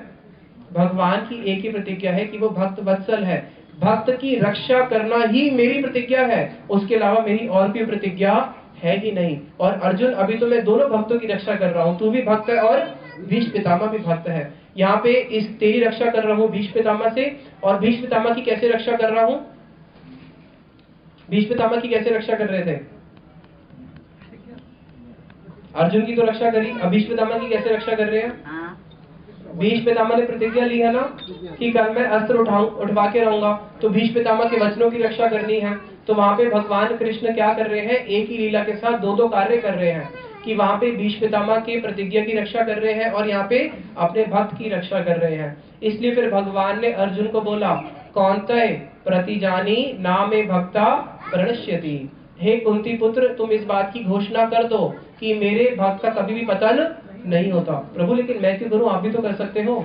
नहीं, मैं कभी अपनी प्रतिज्ञा तोड़ भी सकता हूँ, जैसे देखो मैंने भी तोड़ दी, लेकिन अपने भक्त की प्रतिज्ञा मैं कभी नहीं तोड़ता। इसलिए डबल स्टैंप लगा दी, डबल स्टैंप, कि मैं तो अपने भक्त की रक्षा करता ही हूँ, और कुंती पुत्र तुम भी बोल दो कि कृष्ण के भक्त का कभी पतन नहीं होता। तो बताओ कृष्ण के भक्त बनने का लाभ है या नहीं है? कृष्ण के भक्त बनने का ही लाभ है। अगर उनके भक्त नहीं बने तो ब्रजेंद्र नंदन भजे जेई जन, सफल जीवन तार, ताहर उपमा विधि नाही सीमा, त्रिभुवने नाही आर। हमारे गुरुवर कहते हैं, ब्रजेंद्र नंदन भजे जय जन।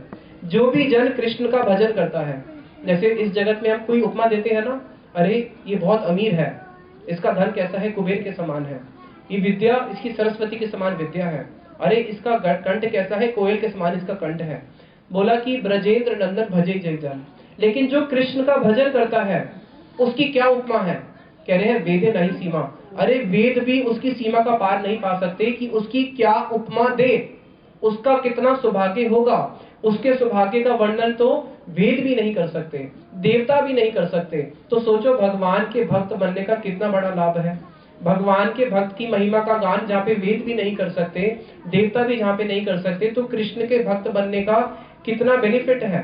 इसलिए कहते हैं कि जो कृष्ण का भक्त बन जाता है सफल जीवन तार, उसी का जन्म सफल होता है। ए मन मानव ना भजे माधव, कखनो मारिया जाबे, से आधम प्रहरिया राम, रौरवे क्रीमे ते खाबे। ए मन मानव ना भजे माधव। अरे मेरे प्यारे मन, तेको मानव शरीर मिल चुका है। अगर तूने माधव का भजन नहीं किया मानव शरीर प्राप्त होने के बाद तो क्या होगा? कखनो मरिया जाबे, मृत्यु तो आएगी ना। उसके बाद क्या होगा? मृत्यु आने के बाद रौरवे क्रीमे ते खाबे, रौरव नरक में जाना पड़ेगा और वहां पे तुझे कीड़े खाएंगे। इसलिए क्या कर, अभी से ही तूर्णम यतेत ना पतेत अनुमृत्यु यावन। इससे पहले कि भाई मृत्यु आ जाए, अभी से ही क्या करो? कृष्ण के भजन में लग जाओ। कृष्ण का भजन करने के लिए ही एकमात्र मनुष्य शरीर मिला है। तो वहां पे भीष्म पितामह बोलते हैं कि हे प्रभु, मैंने तो उस दिन देख लिया कि कैसे आप अपने भक्तों की रक्षा करते हो। तो जाते हुए जब मैं अपनी मति को आपके चरणों में देके जा रहा हूँ, तो मैं निश्चित होके जा रहा हूँ इस जगत से कि हाँ, मेरी जो मति रूपी पुत्री है, आप उसकी क्या करोगे? आप उसकी रक्षा करोगे। भगवान कैसे है? भक्त वत्सल, अपने भक्तों के प्रति वात्सल्य भाव, अपने भक्तों की रक्षा करते हैं। फिर आगे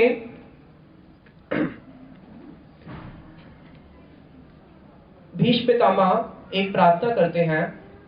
जब भीष्म पितामह भगवान श्री कृष्ण को बाणों से मारा और उनके शरीर से जो खून निकल रहा था, उसको जब भीष्म पितामह दर्शन कर रहे हैं उस सौंदर्य के, जब भगवान श्री कृष्ण के बाण लगने के बाद उनके शरीर से जो खून निकल रहा है उसमें भी कृष्ण का सौंदर्य प्रकाशित हो रहा है, उस समय भीष्म पितामह जो उनके दर्शन कर रहे हैं, तो हमारे एक रसिक आचार्य हुए हैं विश्वनाथ चक्रवर्ती ठाकुर पाद, वो कहते हैं कि उस समय उनके वो दर्शन किस प्रकार से कर रहे हैं, इसको अच्छी तरह समझना।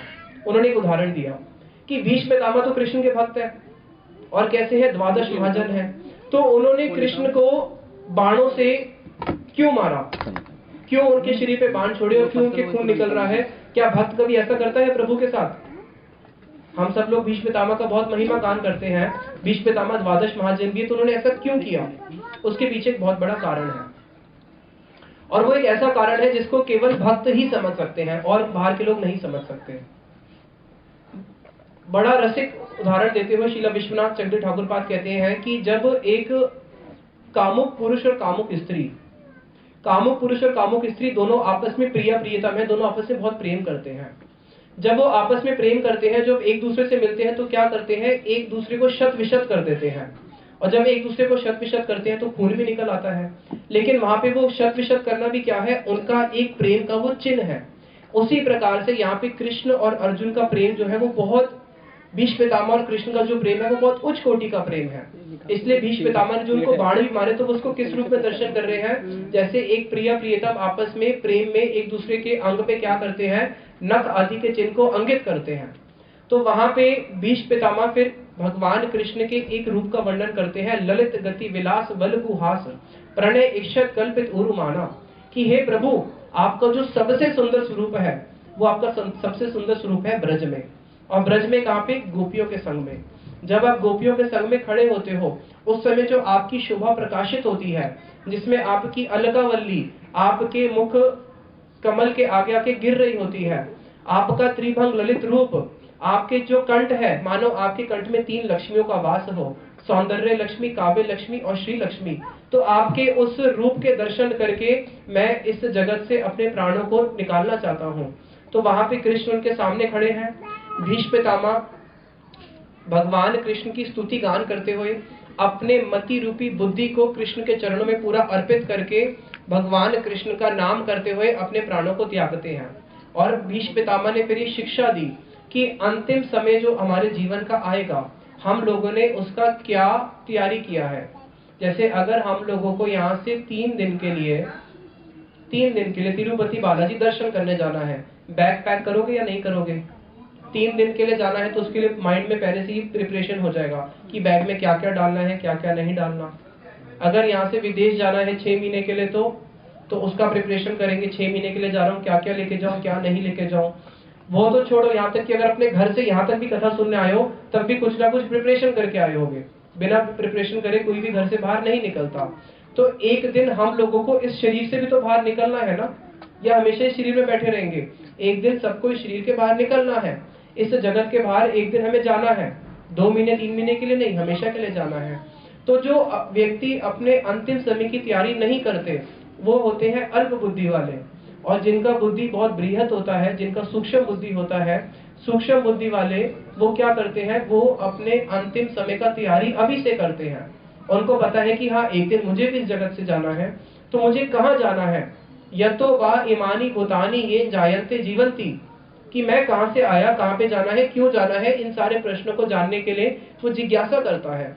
तो हम सब लोगों का जो अंत है, श्रीमद् भागवत ने बताया कि अगर मनुष्य जीवन सफल करना है तो अंत कैसा होना चाहिए, जैसा किसका हुआ, भीष्म पितामह का। इसलिए बताया श्रीमद् भागवतम में, जन्म लाभ परापुंसा अंते नारायण स्मृति। ये 3 शब्द आप मेरे पीछे बोल सकते हो, अंते नारायण स्मृति। अब अंत में नारायण की स्मृति क्या होगी जब अभी ही नहीं हो रही? अंत में तो बहुत मुश्किल है। लाख लाख मुनि जतन कराई, लाख लाख जन्म लगा देते हैं मुनि लोग, तब भी अंत में उनको भगवान का नाम स्मरण नहीं होता। अंत में कैसे हो पाएगा जब अभी ही नहीं हो सकता? अभी भी जब करने बैठते हैं भगवान का नाम तो दुनिया भर की चीजें आ जाती है, तो अंत में कैसे होगा? अगर कोई बच्चा बोले कि मैं पूरे साल पढ़ाई नहीं कर रहा, लेकिन हाँ पिताजी फाइनल एग्जाम तो मैं पास कर ही लूंगा, संभव है क्या? बच्चे को पढ़ाई करनी पड़ती है, पहले से नहीं करनी पड़ती? पहले से करनी पड़ती है। अगर बोले नहीं पिताजी क्यों टेंशन लेते हो, लास्ट में मैं पास हो जाऊंगा, पॉसिबल नहीं है। तो बताया अंते नारायण स्मृति, ये ही मनुष्य जीवन का लाभ है। जिसको अंत में कृष्ण का स्मरण हुआ उसका जीवन क्या हो गया, सफल, मनुष्य जीवन सफल। और जिसको अंत में भगवान का स्मरण नहीं हुआ उसका जीवन क्या हो गया, असफल। उसका जीवन को धिक्कार देते हैं शास्त्र। पंडित जवाहरलाल नेहरू, नाम सुना होगा आप लोगों ने। जब उसका मृत्यु हुआ उसके बाद एस्ट्रोलॉजर्स बैठे, एस्ट्रोलॉजर्स ने गणना करके क्या बताया, वो क्या बना अगले जन्म में, याद है नहीं आप? उसका गणना करके बोला कि अगले जन्म में दो पक्ष, एक ने बोला कि वो स्वीडन में कुत्ते का जन्म मिला, किसी ने बोला उसको सुअर का जन्म मिला। किसके लिए? पंडित जवाहरलाल नेहरू के लिए, क्योंकि वो पंडित था। पंडित वाला जिसका ब्राह्मण कुल में जन्म हुआ। और पद्म पुराण में लिखा है जो ब्राह्मण कुल में जन्म लेने के बाद जो नशा करता है वो 100% सुअर की योनि में जाता है। तो मार्केट में जितने भी कभी बाहर जाके सुअर देखते हो उसको समझ लेना वो सारे सुअर पहले कौन थे, ब्राह्मण थे, लेकिन क्या करते थे, नशा करते थे। तो उसके लिए पंडितों ने बोला कि उसको सुअर का योनि मिला, कहीं ने बोला कुत्ते का योनि मिला। तो क्या जीवन सफल हुआ? देश का प्रधानमंत्री बनने में भी जीवन सफल हुआ? उसके बाद क्या उसको उस योनि के पास, सुअर के पास कोई जाके बोलेगा हाँ हाँ आप तो हमारे प्रधानमंत्री थे, वापस आ जाओ, आपको फिर से हम एंट्री देते हैं? नहीं। तो जीवन उसी का सफल है जो क्या करता है, भगवान का भजन करता है, जिसको अंत में कृष्ण का स्मरण हो जाता है। नहीं तो इस संसार के लोग तो कैसे हैं, टाटा करके आग लगा के भाग के आ जाते हैं और फिर आके गरम गरम पूड़ी खाते हैं, और पूड़ी ठंडी हो जाए तो नहीं ठंडी है, गरम पूड़ी खिलाओ ना।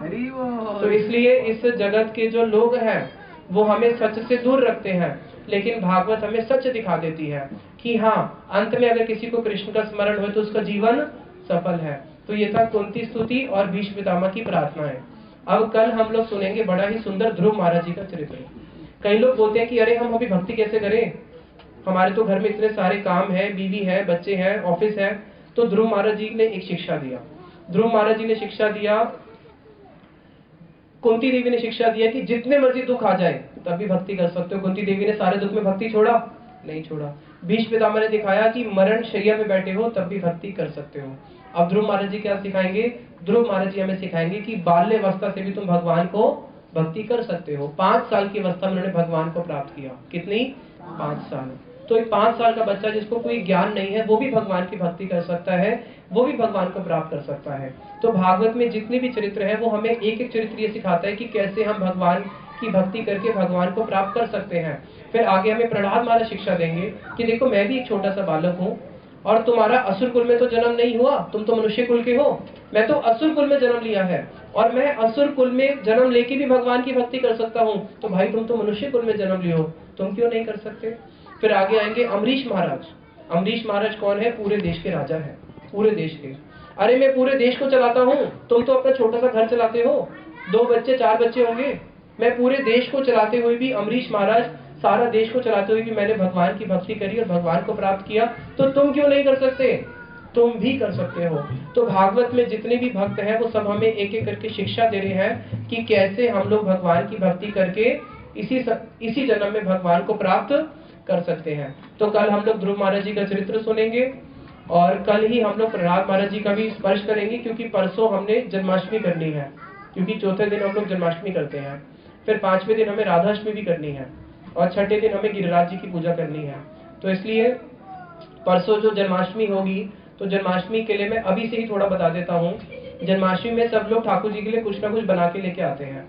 तो अगर आप लोगों के घर में प्याज लहसुन बनता है तो ठाकुर जी तो जहाँ पे प्याज लहसुन बनता है वहां का भोजन तो ठाकुर जी खाते नहीं, उनको तो पूरा सात्विक चाहिए।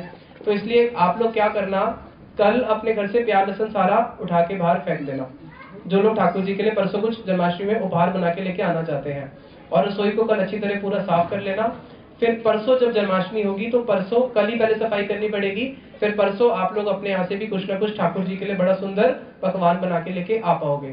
तो अभी यहीं पे कथा को विश्राम देते हैं और ठाकुर जी की आरती करते हैं। निताई गौर प्रेमानंदे हरि हरि बोल। हम भोग लगाते हैं आरती के बाद। हाँ ठीक है, आप सब लोग खड़े हो जाइए आरती के लिए।